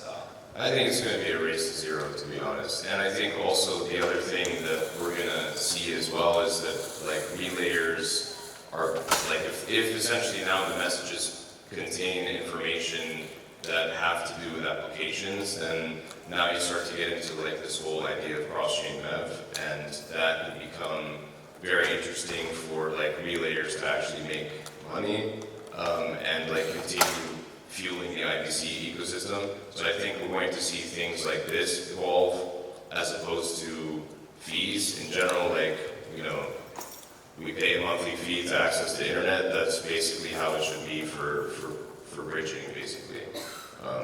That's just my philosophy. Yeah, I do agree that I think bridges probably will be a race to zero, that Like, that's not the business you want to be in. It's just a really good primitive that unlocks a lot of other cool things. So us at Nomic, we just want to build really cool things on top of Bitcoin. So that's why we're building this. And I think we're at time unless you want to have your last 5-second.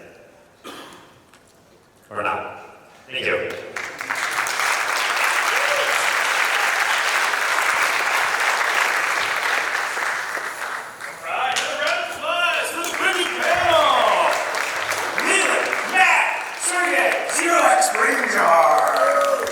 I love it. All right, so that was the bridging panel. This next set of speakers, this isn't a panel, this is a fireside chat. To be honest, I don't really know what the difference between the two is. Maybe a fireside chat's just a more casual thing? I'm not entirely sure. But up next, talking about the Osmosis Grants Program, a fireside chat about the Osmosis Grants Program, we have our moderator, Lily, and joining her is Derek and Federico. Guys, hop on up. Welcome to Osmocon. Here, Lily, this is the moderator mic here. Thank you. Hi guys, I'm Lily. I'm part of the core team of Osmosis, and today we're going to be talking to the folks who founded, built, and run the Osmosis Grants Program. And so I've got Derek and Federico from Reverie. So you guys started Reverie, and Reverie works with DAOs to basically run a grant scale. And it's pretty leading edge, innovative, I would say, because up until now, the typical thing that people do is they set up a foundation, put a bunch of tokens into it, and then hire a dedicated team. Part of the core team will issue grants. And one of the cool things that, amongst many things that's happened in Osmosis, is that we have one of the most active DAOs in all of crypto. And we also have a number of sub-DAOs. There's marketing DAO, support DAO, and also the grants program. And it's been great to work with OGP and kind of build a community together. So, you guys want to introduce yourselves? Yeah, sure. Thanks a lot, Lily. Yeah, my name is Eric, and I've been working on the Osmosis Grants Program for the past 6 months with Federico and Miles, I think. We've been running it for about 2 months now, full time, and we work with a few different DAOs, and Osmosis has honestly been one of the sort of most fun and interesting ones to work on, just because of the breadth of what's going on, and there's just a lot of organic community interest. So I think, happy to really go into how the program operates, what we aim to fund, and just like how we think about it. Yeah, so what was your guys' motivation for setting up OGP?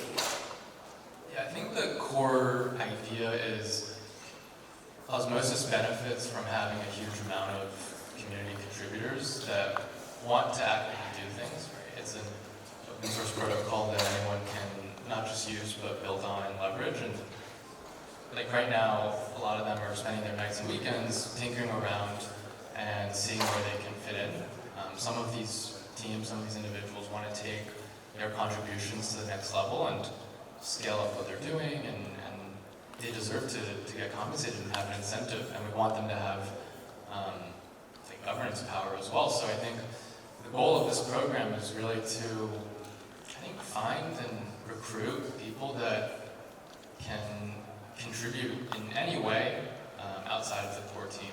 I think there's a ton of people out there that want to do this, and for us it's just making that top of funnel as large as possible and finding the right ones and helping them succeed.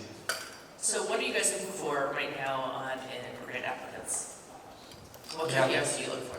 Yeah, so I think it's really important to understand their motivations. So of course we want them to be really excited and passionate about the future of Osmosis, because the aim is to find long-term contributors that can really stick around long-term, contributing to Osmosis.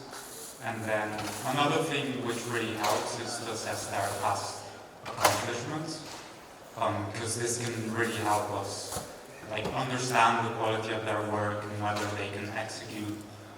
For example, we funded a few grantees that have been doing a lot of work for Osmosis previously, even without haven't received any funding in the past. So those are the kind of candidates that really stand out to us.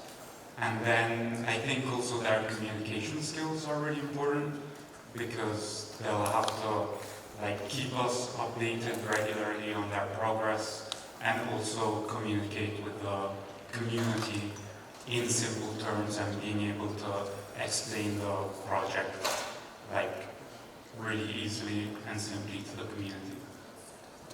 Yeah, I would just add quickly that I think the goal is to really figure out someone a mission versus an emergency. I think as much as possible we want to be funding folks that have an existing history, are already users or LPs or traders, and have now gone a level deeper.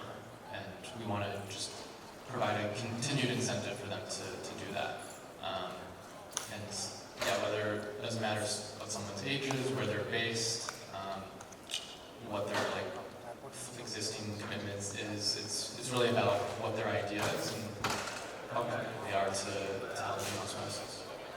I mean, how do you think about grant sizing? Because in the crypto world, there's no shortage of L1s that are throwing, for example, the gaming sector right now, right? It's very different from osmosis, but sometimes you see L1s throwing just incredible sums of money out there, millions of dollars for someone to, just deploy on their chain.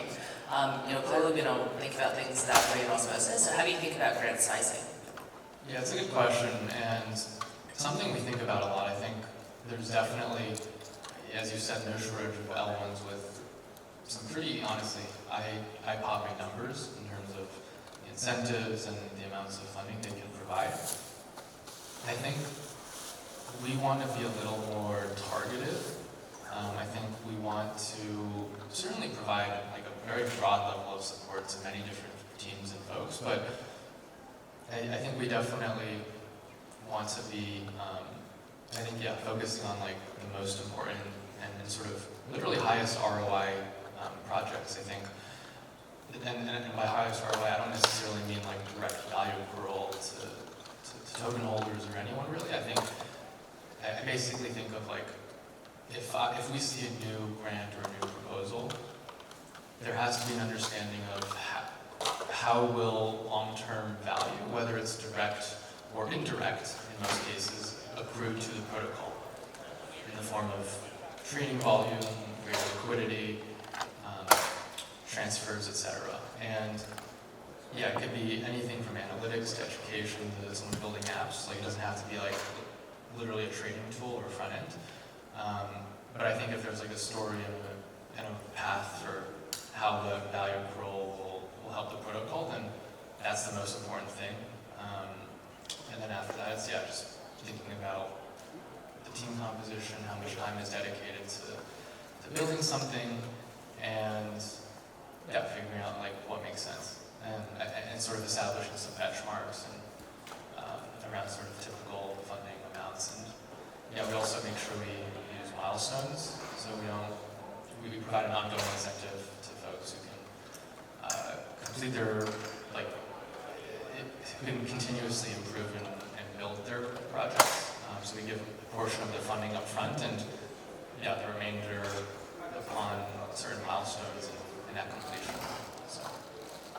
And so with Terra's demise about a month ago, there been a number of Cosmology developers that were orphaned, and that presented an opportunity for osmosis, right? So there's osmosis bring Cosmology onto the chain, and then also a number of Cosmology developers that maybe have looking at a broader set of options now. So how has the grants program been thinking about attracting those teams over to osmosis? Sure, so I think one thing that's worked really well is we've been very active on Twitter, posting announcements specifically targeting those Terra developers, and we post announcements also after we fund each batch of grants, and this has been really successful as we've seen a significant increase in inbound applications after each announcement. We also reach out to active developers on Twitter. We ask active Osmosis community members for referrals. which definitely helps out.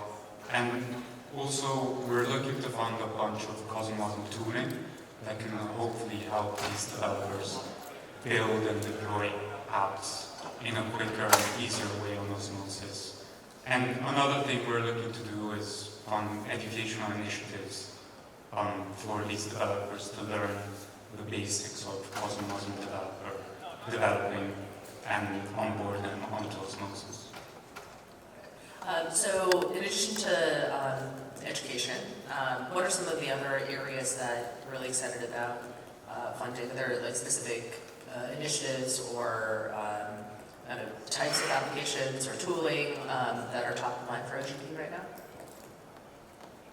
So I think the focus right now is on funding applications that want to build on top of Osmosis to enhance the capabilities of its AMM. Because the aim is to make Osmosis this fully integrated stack where users can go to one single venue to lend, borrow, trade, spot, verbs, derivatives, and have all these different tools to help them allocate and manage their funds. Another thing we're really excited about funding is Cosmos SDK and Cosmosm tooling specifically. So I've already talked about the tooling to help developers build applications on Osmosis, but I also think further developing the Cosmos SDK will be important. For example, like improvements to the governance module could really facilitate more complex governance proposals, such as the bridge proposals we've seen, like multiple choice or ranked voting systems would really help determine these outcomes. And lastly, I think research initiatives such as new AMM designs or incentive research, or even trying to understand like how superfluid staking versus normal staking impacts the security of Osmosis would be great initiatives to really start looking forward and thinking about the future. Yeah, just to add on, there's a list on the grants website, osmosis.zone, of I think there was like 50 to 70 RFPs at this point. It's not a list of this, but it should provide with That's a pretty good starting point, 50 to 70 RSPs. And the other thing to add, I don't know if my mic went out, but the other thing to add is Fed touched on, I think, just the governance side, right? Osmosis, and then something Sunny touched on too, has one of the most active governance just communities of any DAOs out there in terms of managing rewards and sort of bridge proposals. I think going forward, that's only going to increase in terms of once new features are added with stuff like lending, there's only going to be more parameters and updates needed for governance. And I think that's a really good thing. But I also think it's important to think about how to balance just the sheer quantity of proposals with more efficient and I think quicker methods of updating some of these parameters. I think the community is going to be responsible for all of that. So we're always looking to fund people that are knowledgeable about these things, can help provide analysis, research on how to optimize them, and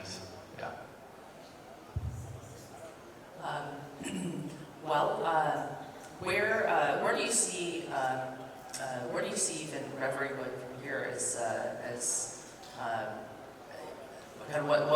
What inspired you guys to kind of start Reverie? You've worked with a number of grant programs now, and how do you see Reverie kind of interacting with DAOs in the future? Yeah, that's a good question. I think the inspiration behind starting Reverie was really seeing, just the level of activity and interest and importance of governance, increase. Both on-chain and off-chain governance for protocols has really taken off in the last, 18 to 24 months. I think it's only in the past 2 years where I think this industry has now has products with real product market fit and network effects and moats. I think once you have that, you can start thinking about governance how these protocols are built, scaled, and maintained. I think like before then it just didn't matter. Governance, it was important for base layers and L1s, but it just was secondary to building something that people want to use. And I think now that there's protocols with like long-term sort of utility and value potentially, I think, yeah, governance is just really important, and I think we're all, I don't think the current state of DApp governance is anywhere close to sort of complete. I think there's a lot of missing pieces. I think there's a lot of things that can be improved. So I think of our work at Reverie is trying to navigate through that idea maze. We don't have all the answers, but our role is basically being hands-on active participants in governance and trying to learn and improve these systems as we go through them. So I think with regards to osmosis, yeah, I mean, I think we're still actively thinking through what makes the most sense, and it depends on what osmosis needs, frankly. I think the grants program is a good starting point because it can help provide a launch pad and an inspiration for hopefully a bunch of new ideas that emerge from the community. So I think, yeah, it'll take some time, like 1 or 2 feedback cycles. Like in the next 6 months, I think we'll have a much better sense of like the types of things that people are building, if they're working, and if they are, double down on them and see where we can dive in. I think, yeah, like I think right now we help with the grants program, but I think there's many other ways that we could help osmosis in the future. So I think keeping an open mind and really just enjoying being part of this ecosystem. What have been some of your favorite things that have happened over the last couple of months?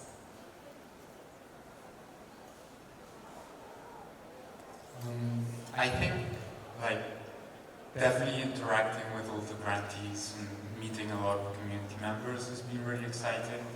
I think we funded a lot of really interesting projects that can add a lot of value to osmosis, such as Phase, which is the automated investment strategies protocol, which is going to start with dollar cost averaging. And also we funded a bunch of analytics tools to help the community really assess the current state of osmosis.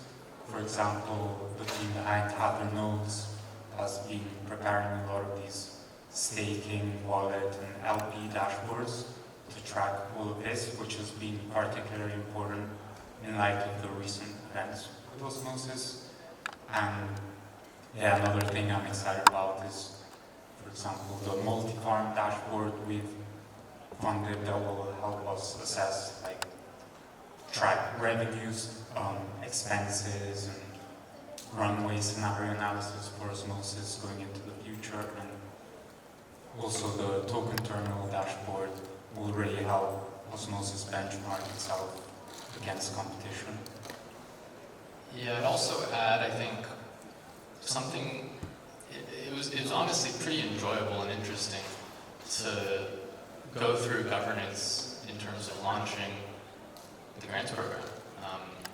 We went through a few rounds of feedback from the community, and we were honestly very impressed with the level of feedback and diligence and detail that community members looked through. Like, they read through the proposal, they had good feedback, honestly, and good ideas for things we could add, things we could change.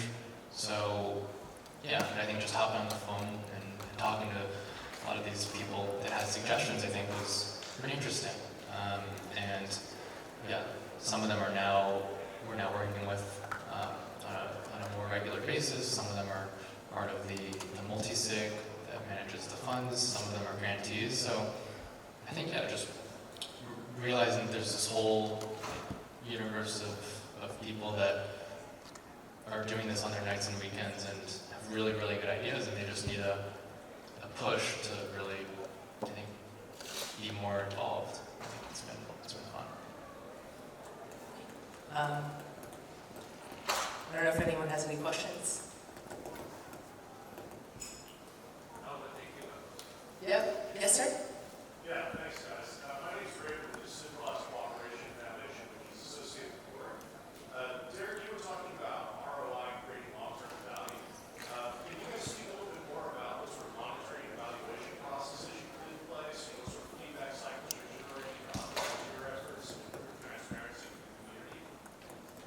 Sure. So the question was about how to measure ROI over time and kind of feed that back into the grants process. Yes, more broadly speaking, sort of looking at, less the grant, less spend, Right. the outcomes we're after, how do we improve our process? Yeah.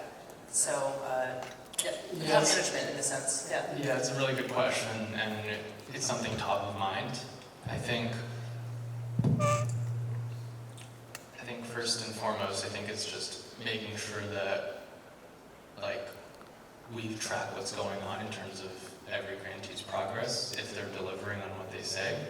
And then once they complete something, figuring out, like, if there are KPIs that we could use, like how many people look at this dashboard, how many people use this trading tool, how many people are using this new app that's been funded. So I think in a lot of cases there are direct, tangible things we can measure, and sometimes that may track to the KPIs that matter for Osmosis, like volume and liquidity. So I think in those cases it's pretty straightforward, and it's just monitoring it every quarter, every 2 quarters. I think there's some grants where that's a little more difficult, it's a little more abstract in terms of like the return, and I think for those it's just like publicizing what they're doing, highlighting the end product, and really just qualitatively assessing, like, are people in the community excited about it? Are they using it? Do they want to continue seeing this maintained? I think there's a lot of core infrastructure out there, like relayers and some of the stuff that validators are building that falls under this category, where it might be hard to see, like, measure like a direct monetary ROI, but it's like clearly if it didn't exist, like it would not be good. So I think it's a mix of a few things, but the most important thing is just making sure that, like, the OGP and the community are aware of what's going on and the status of things, and sort of going from there. One thing we're planning on doing pretty soon is creating like recurring threads on the governance forums to track and monitor, like, grantee statuses, like, where we'll be asking them to post updates, and anyone from the community can jump in and ask and give feedback. So it's something we're actively thinking through. I think there's different approaches, and we're pretty open to if anyone else has other thoughts here. So yes.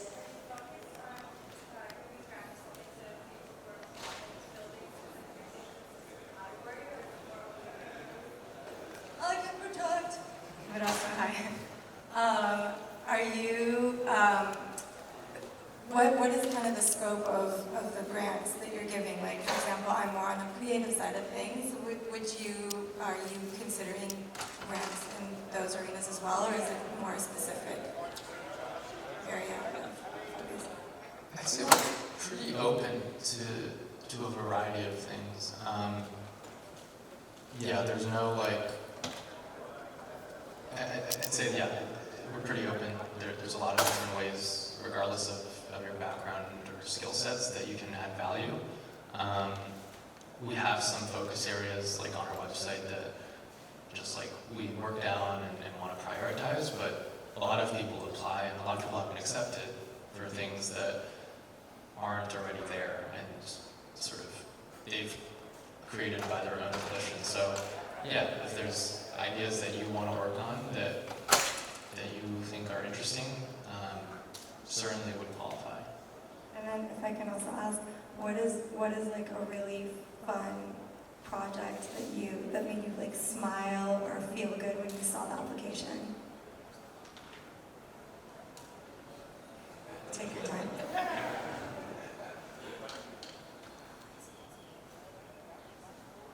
I think it's interesting to see, like, a lot of the different country-specific ones. There's, like, folks from, like, many different countries that want to set up local community hubs, provide translation, and there's just a lot of, like, countries that it just shows the geographical scope of Osmosis users. Yeah, I had actually a call with one of the most active validators in Osmosis, and I don't know, they made me smile because they were super like passionate and really excited about the future of Osmosis, and they were doing a bunch of initiatives, and yeah, they just wanted to meet us and maybe get some funding, but they were looking to keep contributing regardless, so that was really exciting. Yes. Hello. Hey everyone, I'm Max Heinborn. I think what you guys are doing is great, and that you're funding others. I have a question about your funding. How do you guys get funding? Is a portion of inflation going towards you? Do you go to the foundation? How does that work? How do you get it? Yeah, from foundation in terms of foundation grants?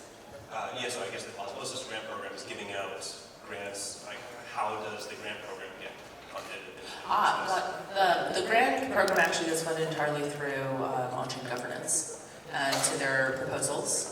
And I think Reverie has also written some of the best, most detailed, most thoughtful proposals, and the community votes on it. And typically it's been sort of quarterly funding has been the idea from the outset. And once it's approved by governance, then it goes through the whole on-chain governance process into multi-sig. It really is, a community pool down. Okay, and just to be clear on that, so the multi-sig, is that funded by like the foundation, like where once that on-chain? This is this is entirely independent of the foundation, and so a portion of inflation goes to the community pool, and then the community pool funds then fund the Osmosis grants program. Got it. Thank you. Yeah. Yes, sir.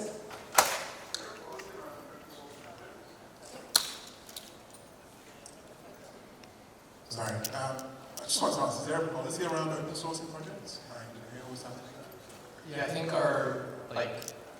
the nature of the grants program is that since it's funded by the community as a whole should reap the benefits and have full transparency into what's going on. We have a policy of asking every grantee to open source their work and make it accessible to everyone. It's not possible in every single case, but we do our best to make sure that everything is open source.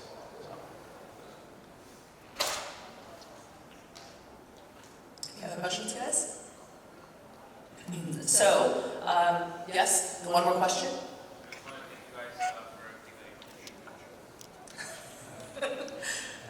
Our pleasure.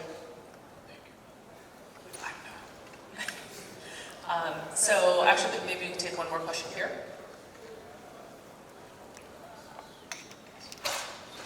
Hey guys, it's Jackson Yoda. I was curious, you mentioned that you focus on builders and developers and that you're also interested in funding education.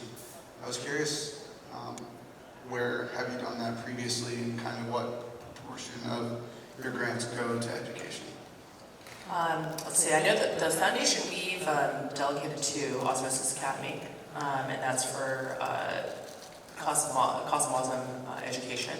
And for OGP, what have you seen or what's kind of on the docket? So far we've mainly funded like podcasts and YouTube channels that are doing a bunch of educational initiatives. And then we've also funded 6.1, which has built this alternative front end for Osmosis, and with it a bunch of documentation and Medium posts that really educate users on how to use Osmosis, how to use their front end, and the sort of stuff they can do there. And then we're also thinking about like if we can fund certain programs that will teach developers how to build using Cosmosm and hopefully onboard them onto Osmosis as well. Thanks. So for folks interested in the grants program, it's grants.osmosis.zone. And there's 50 to 70 RFPs on there. So folks, folks that have their their own idea, fantastic. Folks that are looking for some inspiration, there might be some there as well. Thank you, Derek and Federico. Thanks, Lloyd. Thanks. All right, another round of applause for our fireside chat. Hopefully everybody caught that URL, what is it? Grants.osmosis.zone. Lily, Derek, Federico, thank you guys so much. Joining me next on the stage right now is Mr. Dan Lynch, who we're doing a little bit of laptop prep, so bear with us for a little bit. But Dan Lynch works for Cosmology and is going to be talking to us about Telescope. It's Cosmology, it's not cosmetology. This isn't a makeup panel or anything like that. His name's also Dan Lynch too. It's not David Lynch. I know he probably hears that sometimes and people probably get the misnomer. Let's just cut that right now. That's not the case at all. Yeah. How's everybody doing? How's everybody enjoying Osmocon 2022? Good? Solid?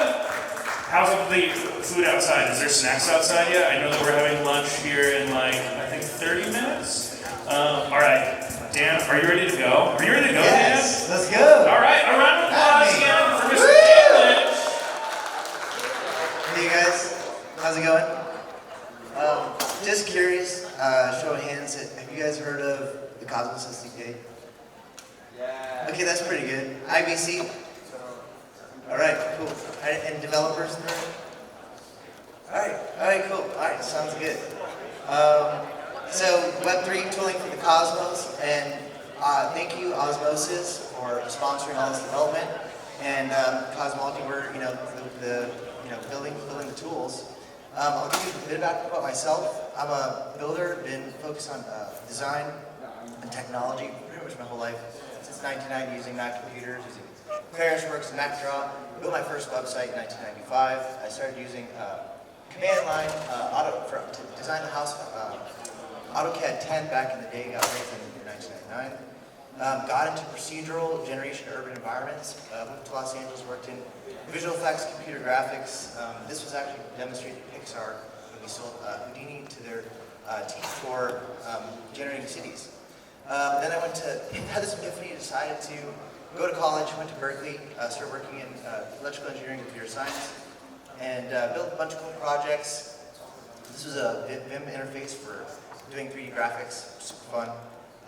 Got into some STEM education stuff for generating cross-platform STEM education textbooks. So this actually works on every device, including paper. And so that was the cool part about college. Then I actually, still while in school, building startups, focusing on user interfaces. So I built a drag and drop app builder called Famous, still around to this day. Brandcast was more like a drag and drop website platform for enterprise companies. And then I got really obsessed with data because actually talking to all my customers. So that's what got me to flow-based programming and building tools in the browser with compilers. And then I ended up most recently focusing on drag and drop databases, which leads me to where I'm at today, which is back to the lingua franca of the web, JavaScript, and my new favorite passion, the Cosmos. So that's a bit about me, and why the Cosmos? Well, scalability, interoperability. The Cosmos website says there's 265 apps and services. Sounds like about 60 of them are IBC enabled. This one too loud or something? Oh, okay, thank you. And so it's just really awesome. And I have to say also, after kind of building Silicon Valley for the last decade plus, the energy in the Cosmos is just so amazing. I haven't felt anything like this. Just open source development, it's so fun. Everyone's so collaborative. No one's trying to artificially, withhold innovation to capture value. Everyone's just kind of collaborative, and I just love that energy. So that's really awesome. So when mass adoption, right? Because we're building all this great technology. When are we going to get all the masses to adopt it? So I claim that's when we have good UX. But when are we going to have good UX? And I claim that's when we have good DX. And I mean developer experience, right? And so how do we have a good developer experience? Well, we need modularity and composability. And to do that, well, we need interdependent composable modules. Essentially, the applications need to be the sum of the modules, and they should be changeable without breaking the application. And so, Cosmos SDK is already modular. At least I would claim it's pretty good. So what about the front end, right? And what would the Cosmos SDK, quote unquote, for the front end look like? So that's kind of what I want us to all think about. And so Cosmos SDK, we've got these 60+ IBC app chains in the Cosmos. Every app chain serves a purpose. So like, for example, we've got a Hsue if you want to deploy infrastructure. We've got Stargaze if you want to mint some NFTs. We've got Osmosis if you want to, provide liquidity or swap tokens. So every app chain has a purpose. So there's many app chains. They can be built with the Cosmos SDK with IBC support. So even though you can have your own layer 1, they can all communicate. It's quite beautiful. Okay, so the anatomy of the Cosmos app. Essentially, it's made out of Go, Cosmos SDK modules, and Cosmosm smart contracts. So these are super interoperable and modular. It's really great. All these projects are already kind of working together, and it's super awesome. But we don't have this for the front end. Developers are manually constructing front end software. There's not a lot of shared code and lots of wiring. And the current system, right? We have so many different libraries. We've got like Secret.js, Regen.js, Akash.js, OSMO.js, which actually we built. But if every chain has their own JS, and we want to build an app to live up to the functionality of all these different app chains, do we just require 20 different libraries that were written by 20 different developers with their own opinions of how these APIs work? So if you've ever listened to Rich Hickey talk about complexity and simplicity in software design, like I would call this what he calls braiding, right? You're braiding together all this complexity from all these different libraries. So how can we do something that's much more simple, much more modular and composable? And that's kind of what we're thinking about. So if you think back to like the 1950s, 60s with these punch cards, at that time this was actually probably pretty innovative for numerical computing, right? And do you think at that time they thought this was not innovative? So my question to you guys is like, what are we doing today? Then like 10, 20 years from now, we're gonna look back and be like, oh my God, like that was so archaic. I cannot believe you guys are doing that. So, I'm arguing that like a lot of what we're doing today is actually not software engineering, it's software construction. And we're just kind of spending a lot of time with boilerplate code, wiring things up, and we're actually inhibiting innovation. So, 1982, Trip Hawkins created this company, Electronic Arts, and they created this series called The Artist, and they wanted to, popularize the idea of the software artist.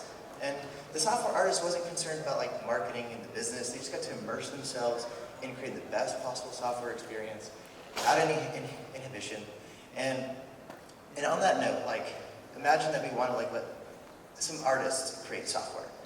Today, the analogy would be if we were to like ask Jimi Hendrix to write an album, but he has to plant a tree, harvest the wood, solder some circuit boards, build a guitar in his own recording studio before he can even write a song. And so, would we even be experienced? And so, the thing is, that's what we're asking developers to do today in building apps and with crypto and the Cosmos too. But let's see if we can improve that. So, this is where Telescope comes in. It's essentially a tool. We want to catalyze artists to build really beautiful apps to really connect that art and design, the art and science, design and technology, and bring back that creativity into the Cosmos and building applications. So how are we going to do this? Well, first of all, with metaprogramming. We want to enable programmers to minimize the number of lines of code to express a solution. Again, if you remember the anatomy of the Cosmos, we have these Cosmos SDK protos, Cosmos smart contracts, and all these different app chains which I mentioned earlier, right? So imagine now we can take those Cosmos SDK protos and smart contracts and Telescope introspects them and checks them out. And it's like on the other side you get these multi-chain client packages. They just work super cohesively. So you can think of Telescope as sort of like a printing press for the Cosmos, at least for the front end. So you have these multi-chain client packages. Essentially you can combine your favorite app chains to start building Dapps, front-end applications in the Cosmos. So it should be easy for devs to leverage app chains. And you can leverage the Cosmos without this manual braiding of all these different libraries, and no need to wait for some new chain.js to come out. So it's composable, it's replicable, and it's pluggable, and Telescope is, it should be at least, a good developer experience. So that way we can enable the artists, right, to make art, or I guess software, right? And so let me do a demo. This on here. Okay, cool. So let's jump to a terminal. So I'm going to start from nothing. So I'm just, if you're familiar with terminal, let me just kind of blow this up. Okay. So once you install Telescope, I'm just going to generate a brand new project, and my new module is just called app. Keep it simple. And internet might be, hopefully. This is using the internet. So this is a, oh, no, okay. Man, this is the one thing I didn't plan for. But this normally is really fast. So maybe, I wonder if I should show a video. I do have a video, let's back up. It seems like the internet is not clear.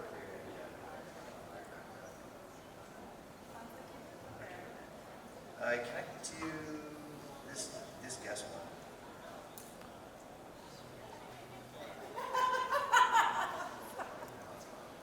Okay, well the internet is not working, I'm so bummed. Okay, I have a video on my desktop, give me a second. The demo gods. Okay, so I have a video, it's okay. It was an amazing effort.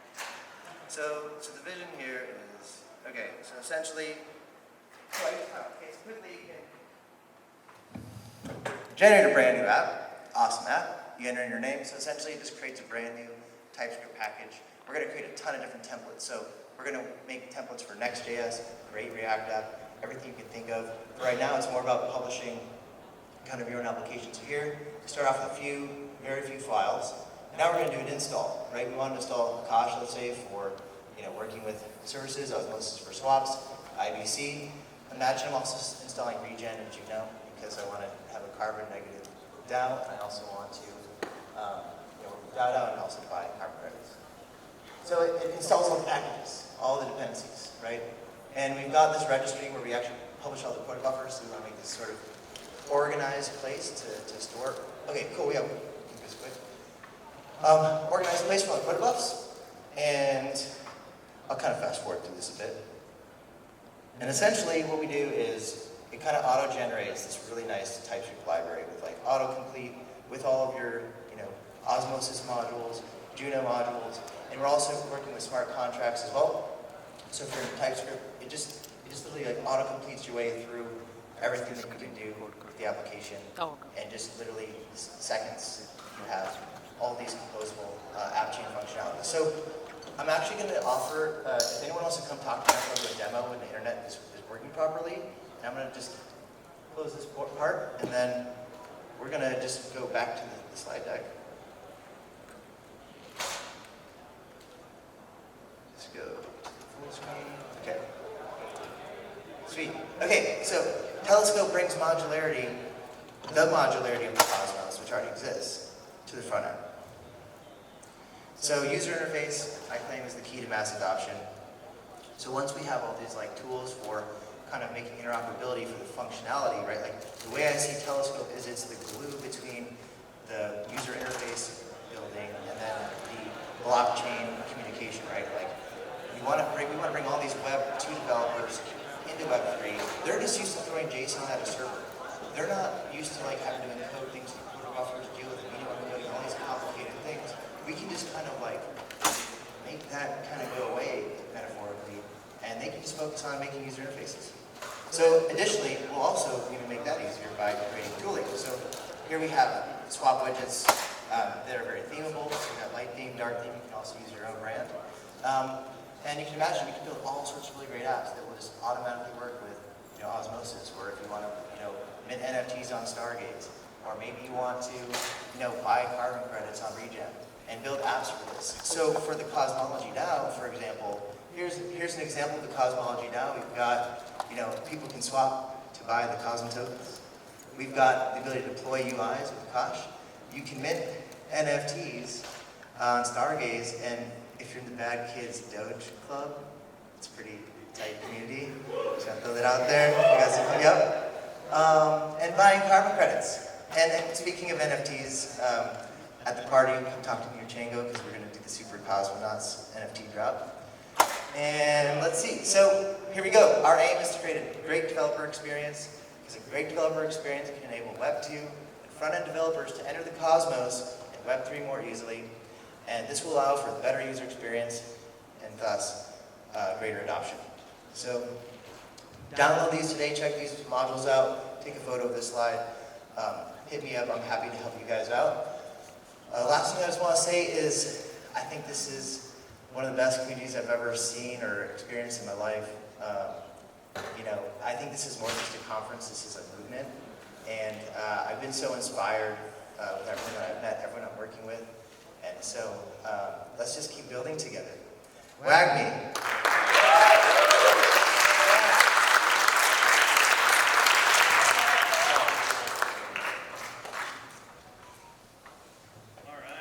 Wait, Mike, there we go, I'm alive. Another round of applause for Mr. Dan. I feel he thinks we're the best community. That was very touching, I appreciate that a lot.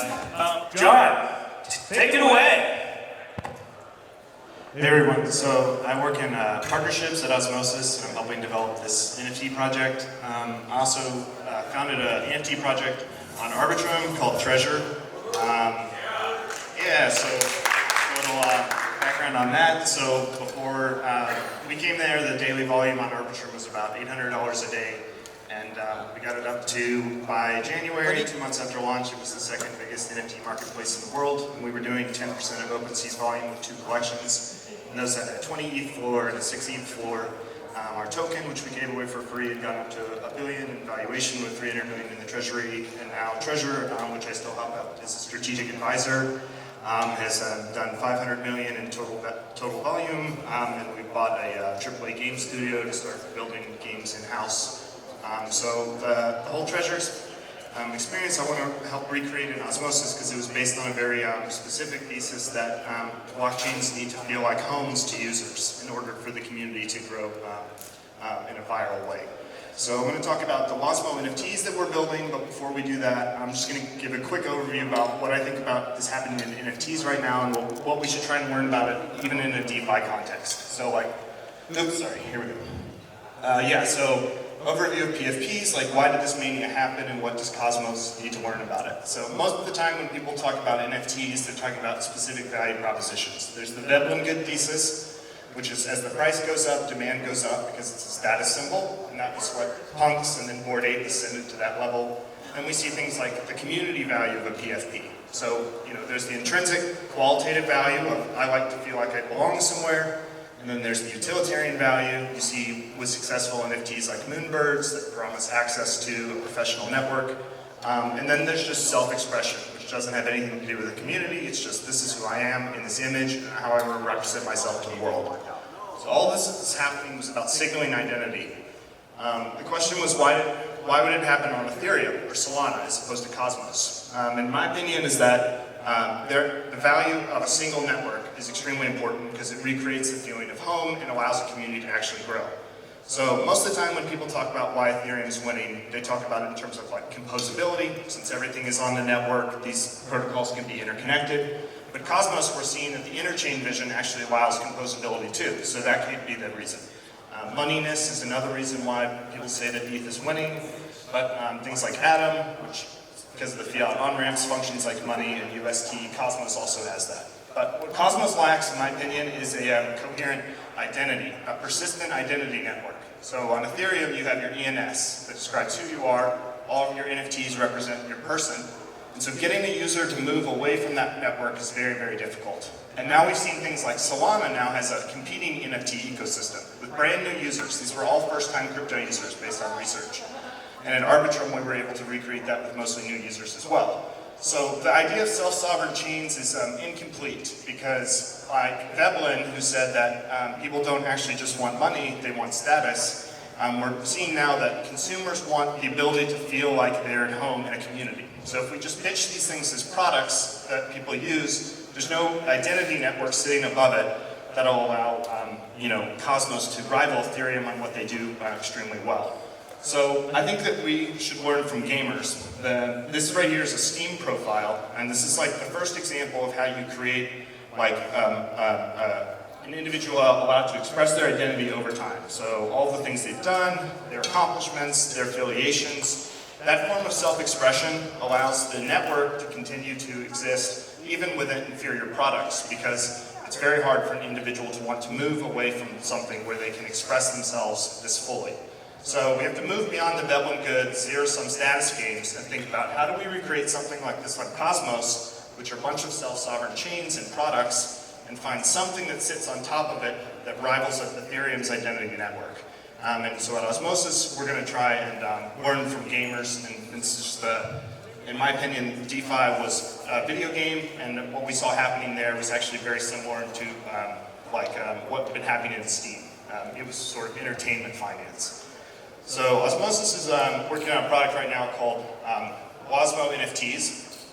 The way it'll work is you start, each wallet will have come with a basic Wosmington here, you can see, and then you can pick your background, and then over time you have to win the ability to accessorize your character. Or not win it, but by doing work on these products, using them over time, you can unlock special features to put on your Wosmington. Let's see what's mine.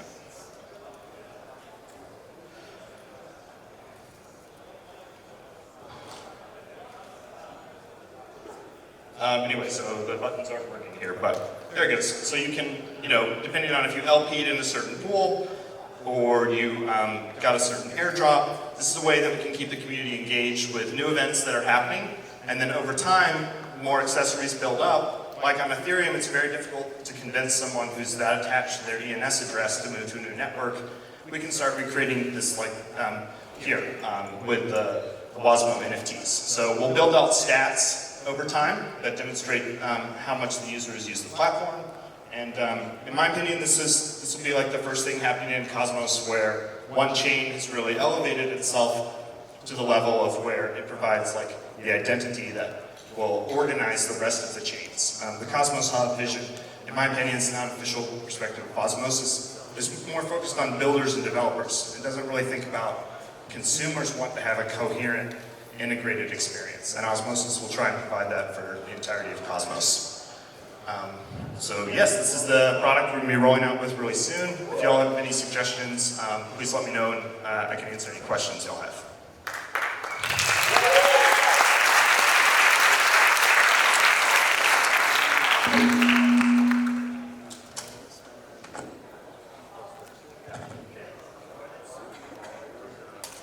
So it's one per wallet. So the idea is that every user will just start with a base Wosmington, and they'll decorate it, which is different than how NFTs have normally been approached, where you just get a random one, and then if you're lucky, getting a rare one, then you can sell it for more money. We want to give the base NFT away to people, and then let them express themselves through it by getting accessories. And then also we'll use the accumulation of accessories as a way to organize community narratives, like new tokens coming on board. Maybe if liquidity reaches a certain level, a new item unlocks or a new season. So yeah, that's the basic idea.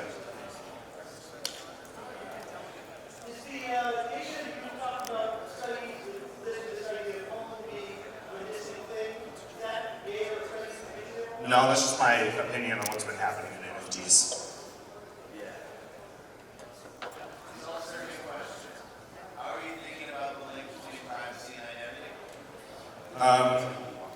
Let's see. Yeah, I don't know. I mean, I think it's, in what sense, sorry? Like transactions, or? I mean, this is an awesome product, and I'm already thinking about how we use WosmoNFTs as an identity cross-chain, cross-platform. My only concern is that there's a lot of difficulty, sold-out codes, things like that, where you have identity, it's universal, but then everybody has access to all of the data all the time in every context. Is there any way that you guys are thinking about how to either control on-platform Osmosis or just how to work with the Yeah, so cosmetic decorations to your character, I don't know that privacy would matter that much. And then just personally, I think that users who opt into Web3 want transparency of their identity in general. Because we're not doing things we're trying to hide, we're doing things we want to show off, you know? And protocols that only build products for consumers and don't think about this qualitative value of how users actually want to express themselves will get left behind, in my opinion. Will the accessories or added accessories be permissionless? Since it has to have like a coherent aesthetic, I don't think so, but it'd be great to open it up to the community to suggest like new attributes and like new prizes and stuff like that. Yeah, it should definitely be community run, for sure.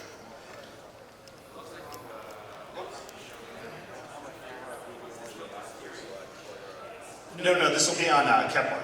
And, yeah, on Osmosis. Yeah, that's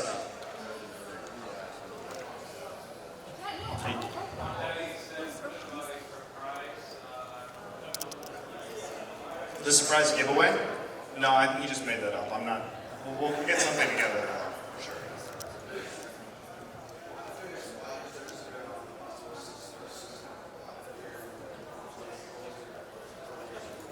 Well, I think, in my opinion, this is the one thing that Cosmos lacks. Like, and it's very significant a lack, in my opinion. Like, we are building better products than Ethereum, but it doesn't really matter until there's the persistent identity network where people want to stay in it.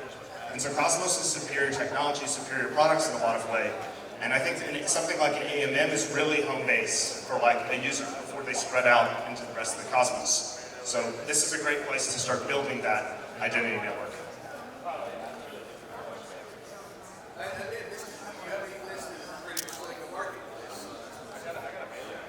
No, I think the goal will just have be this trade, you know, and my personal feeling is that like the PFP mania will kind of end up resembling utility tokens that died out, and we're going to start moving to like very high volume, low cost, and even non-transferable NFTs with things like this. And so like tomorrow's NFT marketplaces will look very different from ones today, I think.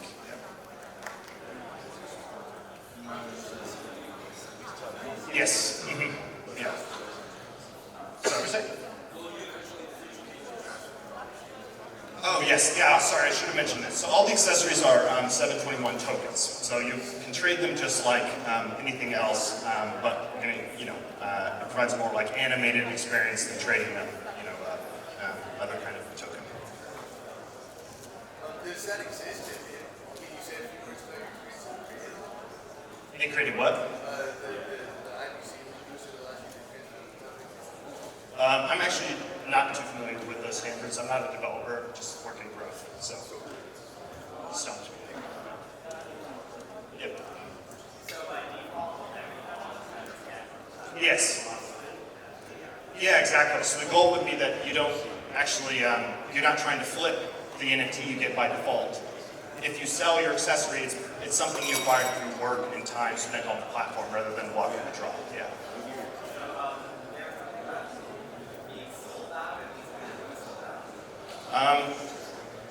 No, these will be like tradable items, but we can easily introduce like soul boundaries. You know, that'd be a great way to like iterate governance systems on top of this, because you could quickly see that's a value add for the whole Cosmos. You can see the user's activity on other chains, get quick descriptions of them without needing like a sophisticated query. But I think I've run out of time, so I'm going to hand it back to Coney Daddy.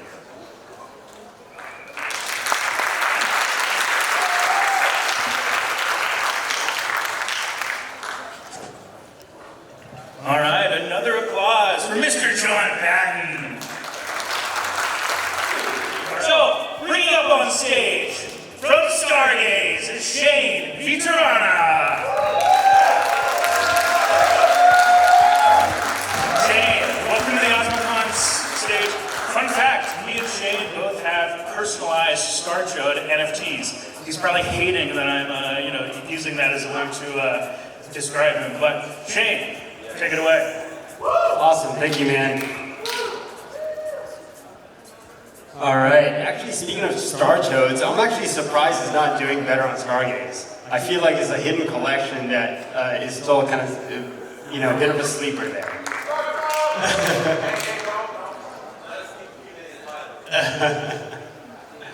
Okay, so I'm actually taking the spot of Dave, and Dave was going to talk about superpowers of app chains.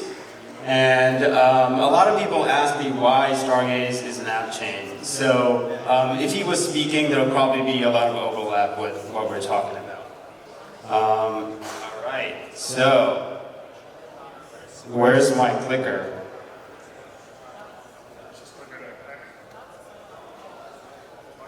I'm sending help. I'm sending help.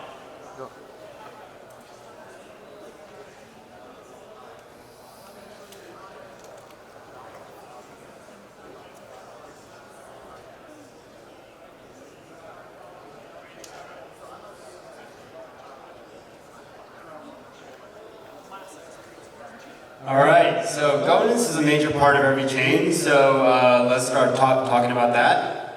On Ethereum L1 and other EVM chains, you don't really have a base layer for on-chain governance.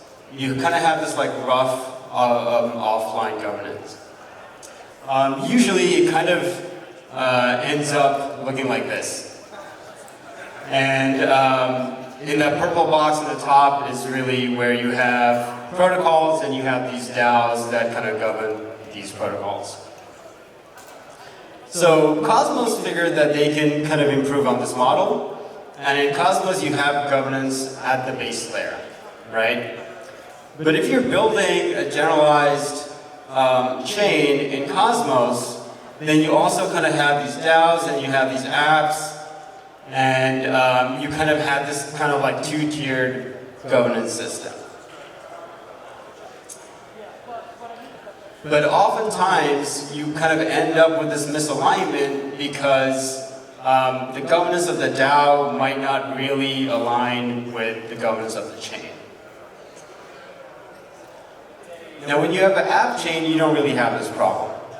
Or this problem is greatly minimized because app chains have focus, and they have kind of like a clear vision, and then everything that's building on top of it kind of is aligned with all their stakeholders of the chain. So in Stargaze, it's an NFT chain, and all the stakeholders, they all kind of align, they're all kind of in the same boat. Let's talk a little bit about the architecture of app chains. So over there on your right, you kind of see what it looks like for a generalized chain. If you're a developer, you can deploy contracts, and you're only building on that like very top layer. You don't really touch any of the other layers. When you have an app chain, the whole entire stack is there for you to use, right? So you can build custom SDK modules. These SDK modules can do stuff that you can't do at the contract layer. You can add stuff to Tendermint if you want to. You can have just all kinds of custom stuff.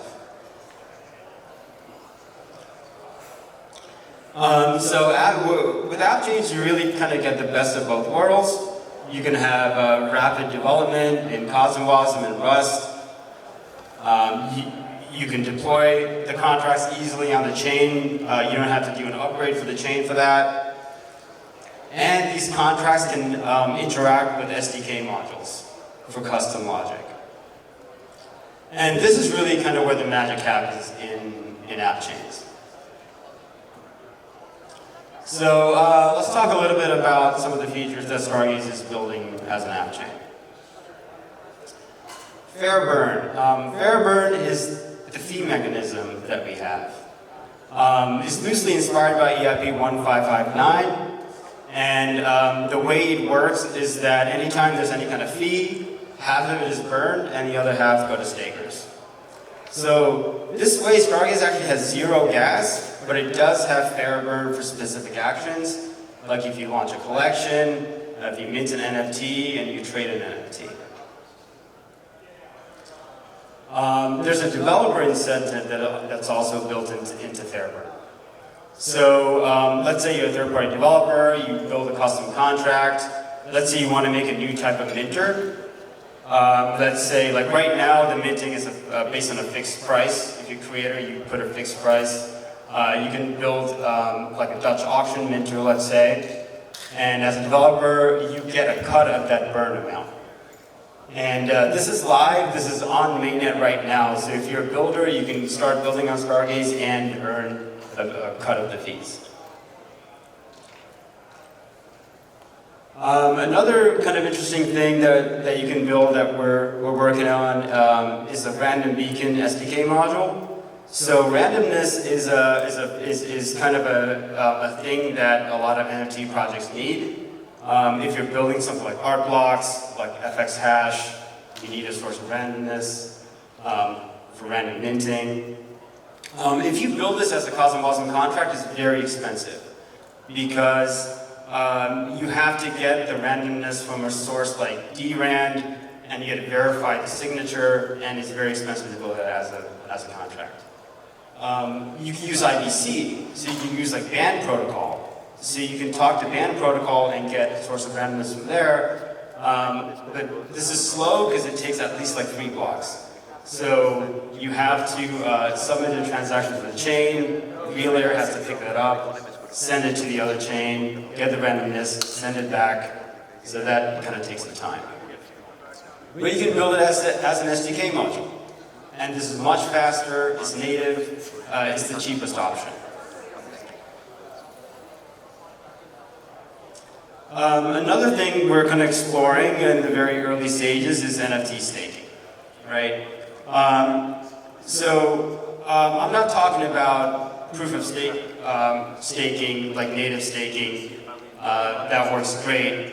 But when the word staking is used on a generalized L1, I'm talking about like some kind of DAO token or like staking NFTs. It's not really staking, right? You're not actually securing the network with that. You're just kind of putting it and locking it up for a period of time, and you're essentially bribing people not to sell, right? It's not really doing anything useful. It's just staying there, right? But with an app chain, you can actually do native staking and put it to use, right? So maybe one thing we can do is we know NFTs have a floor price, right? You can might be able to communicate with the staking module and actually stake an NFT and earn some yield on it. And it can secure the network at the same time. So it's doing useful work. Governance gated Cosmos, I think, is an interesting thing for app chains as well. The key behind this is, you just don't let strangers into your house, right? You can prevent, bad contracts from being uploaded. I think this also gives you like a higher level of trust in the chain, especially when the stuff is mainstream. Users want to know that they're using a chain that anyone can just upload something and like break it or whatever. The code is reviewed, the code gets tested, and you can also make the governance can make sure it's aligned with the values of the chain and protocol. User experience is another kind of awesome thing you get with app chains, right? In terms of block space, you're not contending for DeFi protocols. There's no contention for anything else. It's just only the stuff that's built on the chain. One token for everything. This is so nice. A lot of people don't really kind of think about this because we're all nerds. We love to have 1 million tokens and do all the kind of stuff and stake them and all kinds of things. But having one token for UX is really nice, right? On Ethereum, you have a separate gas token. You have a separate voting token for the DAO. Sometimes NFTs are priced, like in WETH, you need that to buy NFTs, you do all the conversions and all that kind of stuff. Scalability is another great thing you get with app chains. So right now, as an individual chain, Stargaze has NFTs and individuals have NFTs. But as things kind of expand a little bit, you can add this extra layer of DAOs, right? So an NFT collection can be managed by a DAO. You can have a DAO that owns NFTs. This kind of gives ownership a little bit. It kind of helps projects with like roadmaps and timelines. Kind of helps them manage it a little better. The third phase of this is, let's say, like one of the collections is a game. And there's like a bunch of games right now that are being built on Stargaze. Let's say there's like some play-to-earn game and they have a lot of transactions and they want to have their own chain. Then they can do that, right? That DAO can actually get spun off as its own chain, and it can use shared security with Stargaze, and then Stargaze kind of turns into like its own hub chain. So there's this kind of like long-term plan for scalability as well. Another thing we're working on is IBC NFT transfers. So if you guys use Osmosis and generally everything else in the Cosmos ecosystem, you already use ICS-20. ICS-20 is the fungible token standard. Basically, it locks tokens on one chain and mints a synthetic version on the other chain. And on the way back, it does the opposite. ICS-721 was recently merged into Cosmos, and we've been kind of building with this for a while. It lets you have NFTs transfer across chains. So one way this can work, for example, Osmosis. John just talked about the WosmoNFTs. Let's say you want to trade your Wosmo on the marketplace of Stargaze, right? You'll be able to do that. You'll be able to use ICS-721 to transfer to Stargaze and play around the marketplace, and then send it back if you want to. So this is just in theory. This is if Osmosis wants to do this. Osmosis is also a CosmoWasm chain, and it's basically the same contract that you can have on Stargaze and on Osmosis to make this happen. But we're not stopping there. We're also working with Gravity Bridge to bridge Ethereum assets to Stargaze. And Gravity also talks ICS-721. So the way this will work is that, let's say you have a CryptoPunk on Ethereum, you send it to Gravity, and then the bridge identifies that there's an NFT there. It locks it up and emits a synthetic version of it on Stargaze. All right, folks. That's about it. We are giving we're giving people POAPs.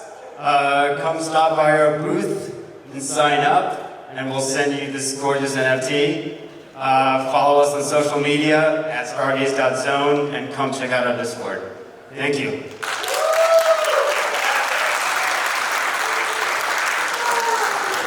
Shane! Everyone, round of applause for Shane! Synthetic NFTs? This is getting wild. This is getting wild. Alright, next up, on the Osmocon 2022 stage, or Osmocon 0, as Sunny likes to call it. I'm not a developer, I'm calling it 2022. Next up, we have probably the best dressed speaker of this entire thing, hands down, right? A round of applause for that alone. Tarun Chitra. Tarun, take it away. Thank you for the kind words. So I asked Sunny what talk to give, and I was like, hey Sunny, should I give a talk? And he was like, well, do you have a talk ready for this paper you wrote? So it's a somewhat technical talk, but hopefully not too technical. I tried to collapse it to fit in 15 minutes. But the main thing that I think might be relevant to the Osmosis community here is thinking about liquidity management and incentives, especially amongst, given that Osmo has a pretty complicated incentive system, right? There's stake rewards, there's liquidity mining rewards, there's superfluid, so it can get quite complicated. So how do you reason about how to think about these things? So let's just maybe zoom out. Who actually are the real users of DeFi? If we squint enough, there's basically three types of users, which are one, liquidity providers. These are people who are seeking yield. They have some assets. They want to take risk with them and earn some yield, but they also are lazy and would rather have a contract do it for them. The second are traders and asset managers. They kind of have some long-term financial goal, like they want to always have enough money to pay for WosmoNFTs that they're going to buy next year. Or maybe they're, like they're a DAO that like needs to ensure that it can like keep paying contributors. And they're usually willing to pay fees, especially if they don't need to pay, do KYC. And then the third party you have is keepers. And so these are sort of users who ensure that prices are synchronized across markets, across chains, and they make sure that things that are in default, if it's a loan, it's liquidated, and they're paid by these protocols. So what's DeFi liquidity management? Well, this is the act of attracting these liquidity providers. The internet is the Wild West where they can move their capital wherever they want, in theory. And in order to get them to kind of come create utility in your protocol, you can provide them incentives. These incentives come from fees, they come from governance tokens, mainly because governance tokens influence future cash distributions. And protocols can have many pools they have to distribute assets to, but they have a fixed amount they want to spend. Like you don't want to keep spending more money as you increase your number of pools. And so, exactly, there's sort of like the notion of protocols where there's trustless creation of pools. It can get even more complicated. So the process of allocating incentives and figuring out how much to spend total is sort of this notion of liquidity management. So why is it important? Well, this is the only way that protocols manage the liquidity they have in their systems. They overpay for incentives. Oftentimes, what you see is token ownership actually becomes super concentrated. Also you just see the token price really go down, of course. If you underpay, protocols have trouble attracting liquidity from other protocols.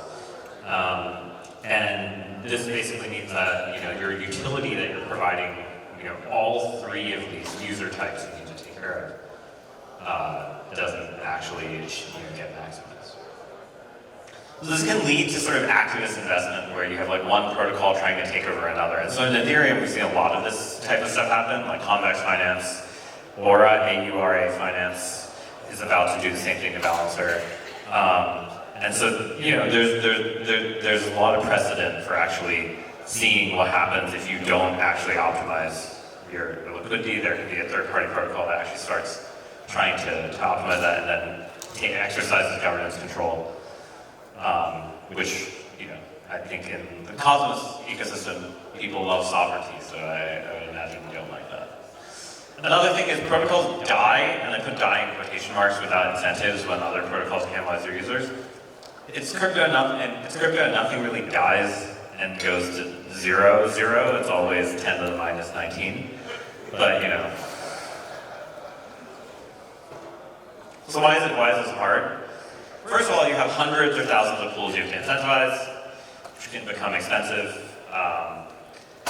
Pool incentives are dynamic and adjust to market conditions. So like, for instance, if your goal is to optimize the total amount of volume to your system, and suddenly there is a huge amount of volume in an asset and you have the lowest incentives, well, you should be, meaning your protocol, this tokens protocol, should be increasing their incentives to try to drive liquidity, which would lower costs for new users to trade there, which would increase volume.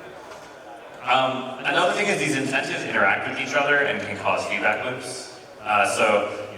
Trading volume is usually you get more volume when you have more liquidity. It's not always true. That's when you overpay, that's not true. But if a protocol removes incentives from one pool and puts them in another, you can sometimes cause rich getting richer feedback loops where all the volume that's driven in the protocol goes through one pair and like never goes to other pairs, and you kind of end up having this very concentrated trading graph. Okay, before we get to the actual final thing, I don't know why there's that weird button on the system as capital, but whatever. I think that's the PDF conversion messing up. So protocols have, if we think, the way a company operates, they really have three kind of different duration needs, roughly speaking, for liquidity. Protocols can rent liquidity, where they provide liquidity, they provide incentives for capital, but they don't lock you up. They don't need it for a certain amount of time. They just want liquidity sort of as fast as possible, but it might be mercenary, like it might leave. They also need to lease liquidity, so hey, we need this much liquidity over this duration, so we'll provide this amount of incentive per unit time. And then the final is they buy liquidity. So the DAO itself earns fees, has governance tokens, has stables. It actually goes and provides liquidity itself. And so one real question is, how do you allocate to these three, and how do you reason about what these durations are?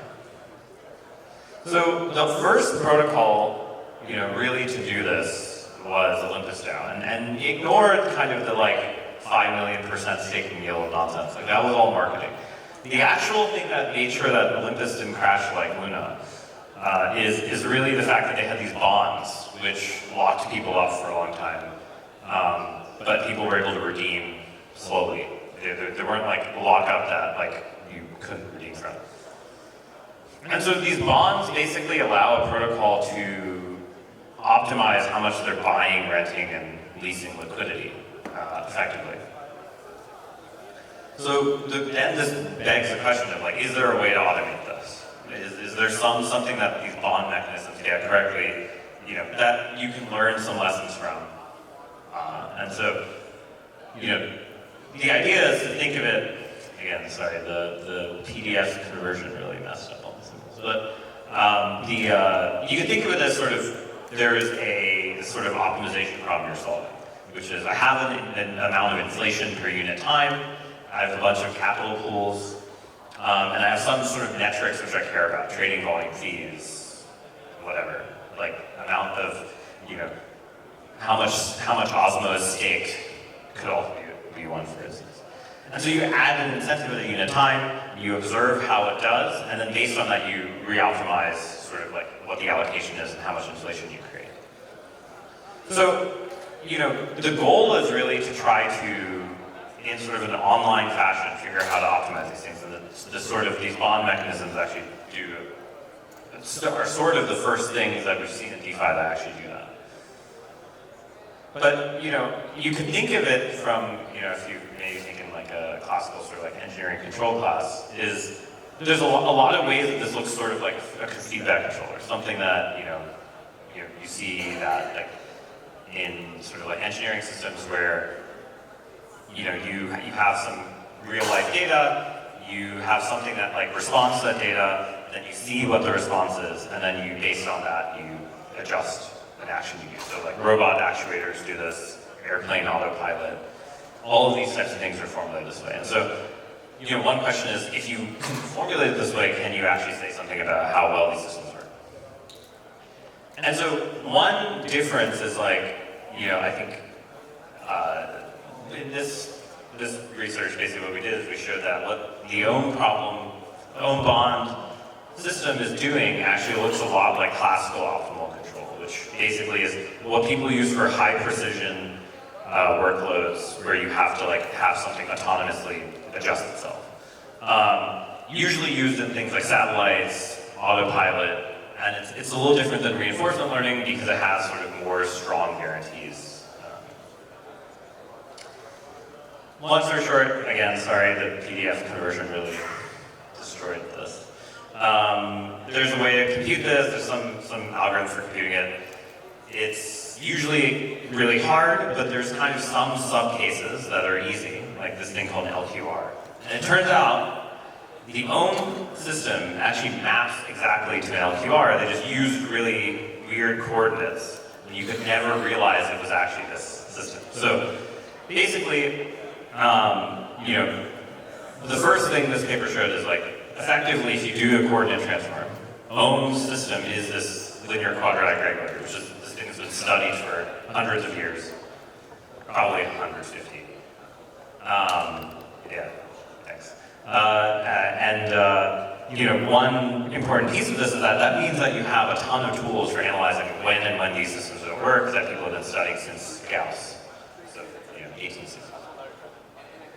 So the main result that we showed is that in these systems, as you have more and more bonds of different durations, so you have some liquidity that's locked for a week, some that's locked for a month, some that's locked for an hour, the more durations you have, the more sort of steady, the lower the volatility of the asset.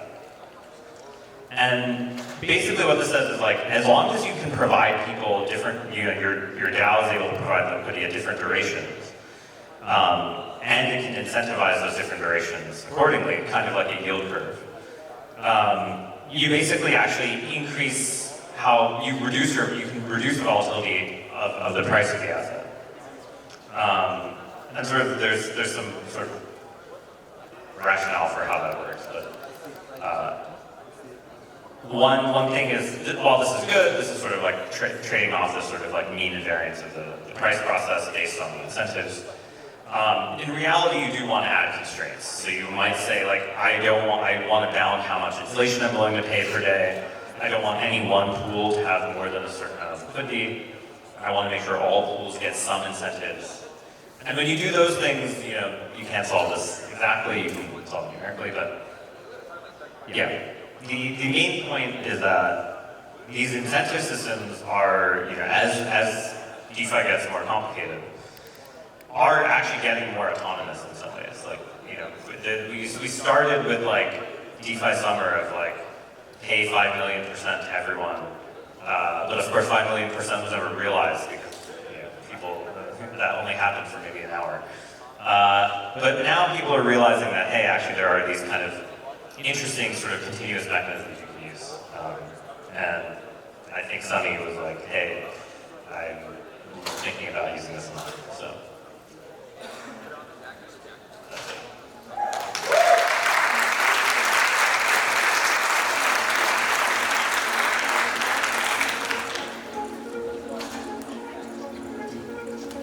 All right, a round of applause for Karun. Karun, thank you so much. I tried to get as much of that as I possibly could. There was a lot of math on screen, but not a lot of numbers in that math. I panicked. I didn't know what to do. Next up on the stage is my friend Valentine. Valentine, come on up. Valentine is here for a project called Quasar, which Sunny mentioned a little bit earlier. So, Valentine, take it away.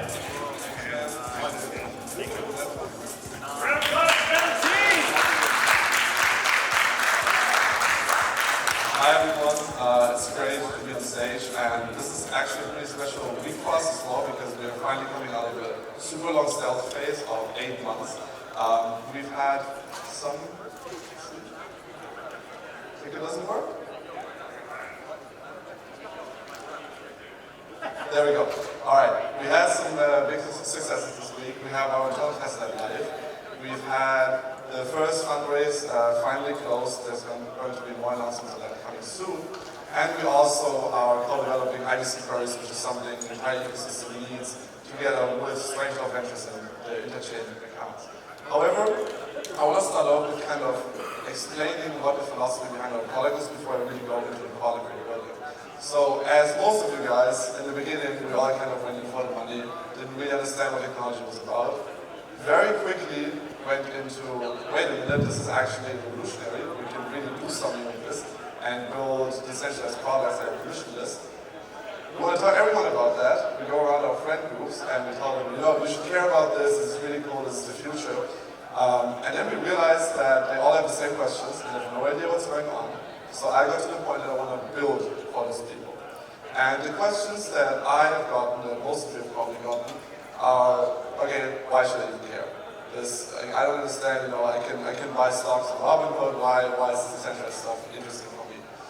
And it's because the end user that is not technical only cares about the value proposition for them, what the product can do for them. They're not passionate about technology, which is something that we all share, but they don't. Then we get questions like, how do you even use this, right? It's super complicated. If I have a wallet, I have to take care of it myself. What are these seed phrases? And it's because we are currently building products for enthusiasts like us, and not for people that are using the internet, right? I think Web 2 has showcased that you get to the mainstream aspect the second people stop understanding what kind of technology they're using. For example, no one really understands HTTPS from a friend group. They don't need to. They can still click on the website link. Then we get to the aspect which is a novel question in the crypto space. I don't understand the risk. The risk factors are very unclear in the financial products. So we need to build products that have transparency in the expected responsibility that the user should take care of. We are all used to having a ledger, but users are used to calling a hotline from the bank if they do a wrong transaction, right? So we need to be clear about what the user actually has to take care of. Also, the last point, which is the very obvious one, is already complicated.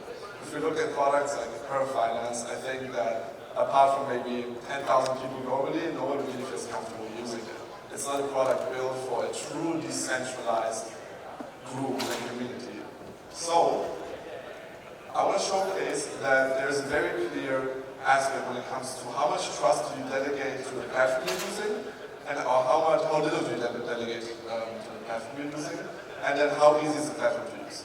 Now, on the bottom left corner, we have obviously products like Linux. Now, you're all going to argue that it's easy to use, because again, we're the enthusiast group. But there's a reason that Linux never broke through the mainstream, because the end user finds it overly complicated. There's a reason that Apple did. But ironically, Apple did because you just delegate your entire trust to the ecosystem. You trust them with the cloud storage, you trust them with your products, you trust them with the feature sets they're developing, you trust them with everything. But that makes it an easy product to use. Now, it goes without saying that we need to go to the bottom right corner in the crypto space. And it's a very hard road. There's only, I would say, Android kind of gets close to that direction. Apart from the United States, it's definitely super mainstream, even though it is, open source to some degree. In the capital side of things, we also have a clear line when it comes to exclusivity of financial products that people can invest into and how profitable they are. Or I would say how likely it is that they're going to fail or how unlikely it is they're going to fail. Again, on the bottom left, we have the products that everybody can buy with one click on Gorbunov, S&P 500, some index strategies, ETFs. And then on the top right, we have family offices and private hedge funds that have access to a lot of financial products that no one else has. But they're also super exclusive.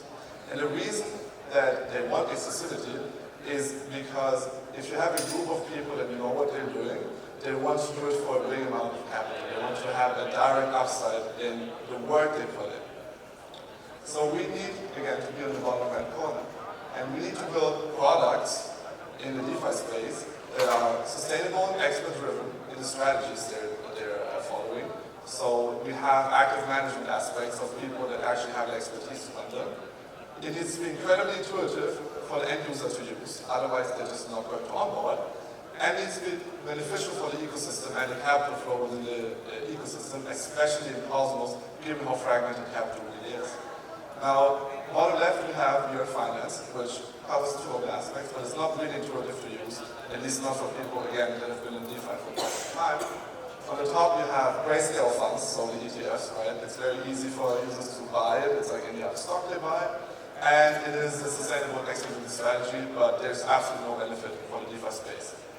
On the bottom right, you have Osmosis, which is super easy to use for the end user, at least in terms of blockchain, and beneficial for the ecosystem. But you're obviously not running, I would say, expert-driven or actively managed strategies, right?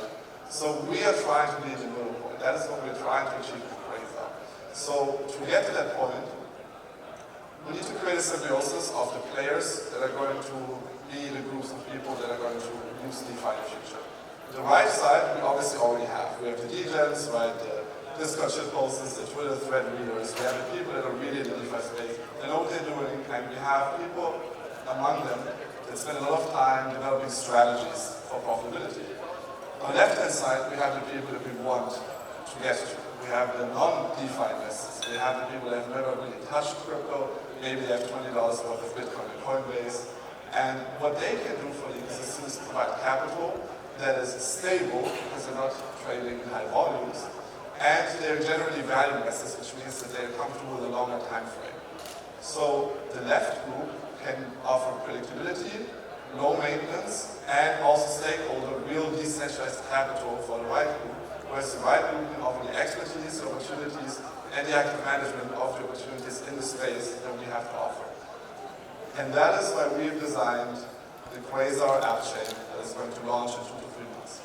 We are essentially an app that's going to host independent vaults, independently governed vaults, running various strategies using IBC. So we're going to connect to any IBC or chain account enabled chain. And we're going to allow users to run those strategies, run those vaults, receive upside the same way that Darren does, so that you really have the benefit of having money coming for the work you're doing. But at the same time, we're also introducing a Cosmos index, which is something that I think is desperately needed, because Cosmos is competing with blockchains in user experience, even though, as we all know, it's an SDK. The end user should never have to know that. They should think it's one chain they're engaging with. Preferably, they shouldn't even know it's a chain. But if they think, hey, look, my smart friends tell me this is the future, Cosmos is going to grow, I want to invest into this, they're going to buy Atom, which doesn't really give them the upside of the ecosystem growth the same way, let's say, buying Ethereum does. So we need to create an index strategy that really showcases the growth of the ecosystem. And we're going to do that in this overly complicated graph, which I'm going to quickly run through. But the main point is the end user essentially single-side deposits the token once. And the user flow for the non-DeFi natives is going to look the following way. They deposit tokens, and they're going to stake it towards Treasury. The Treasury plays an integral part in our Quasi ecosystem, because every single vault that is going to be created is going to share parts of its revenue with the Treasury. So that is where we host our index. That is where we host the Cosmos index. If we stake it towards Treasury, when we get to a big set of vault strategies that are hosted, you're essentially running the only true index-based strategy in Cosmos with just 2 clicks. At the same time, because we have our own app chain, as Sunny has mentioned before, security is incredibly important for us. And that is why if you're staying to our Treasury where the token is not Quasar, we're going to auto-swap it for Quasar and auto-delegate that to validators with the same allocation they had beforehand, so we don't introduce bias. That way you're automatically securing the network, receiving emissions, and you do all of that with just basically 2 clicks. Now, let's go to the aspect of this that is much more interesting for us, right? The vaults are going to be permissionless. You're going to be able to launch them by yourself or with a team, and you're going to be able to create whatever strategy from complicated to simple staking, whatever you want, on IBC and Interchain account-enabled chains. And the governance is going to be independent because the set of priorities for vaults are not the same as our priority list. We have security as a top priority, we have robustness of the protocol, and then we have the expansion across the IBC ecosystem. The vaults, they should be number 1, profitability, number 2, staying up to date, essentially, so that if exploits happen, they can react quickly, and they should be simple enough for the user to understand what is going on to a certain degree. Now, if this doesn't play, I have screenshots. Let's see if it does. It doesn't. All right. So we have designed the front end. Let's see.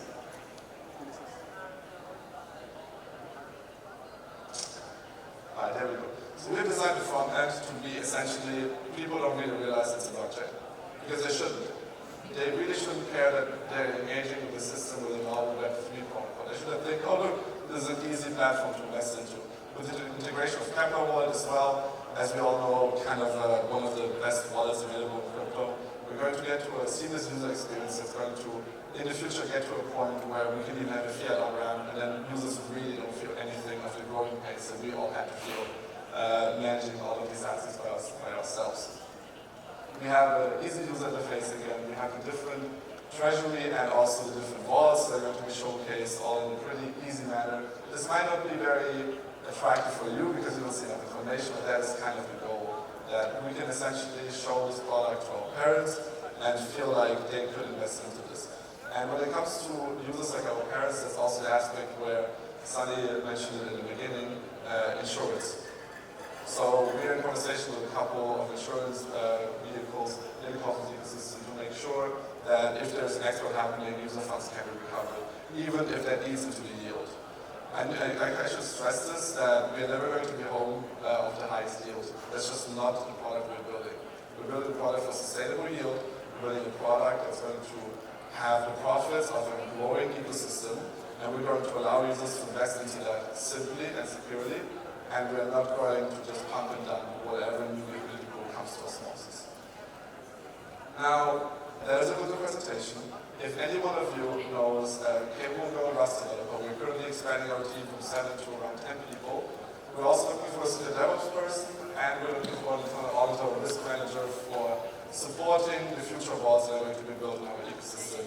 If you are a strategist and you're looking for, you're interested in creating a vault and having upside on the revenue the vault receives, hit me up on Telegram or check out our website, Quasar5.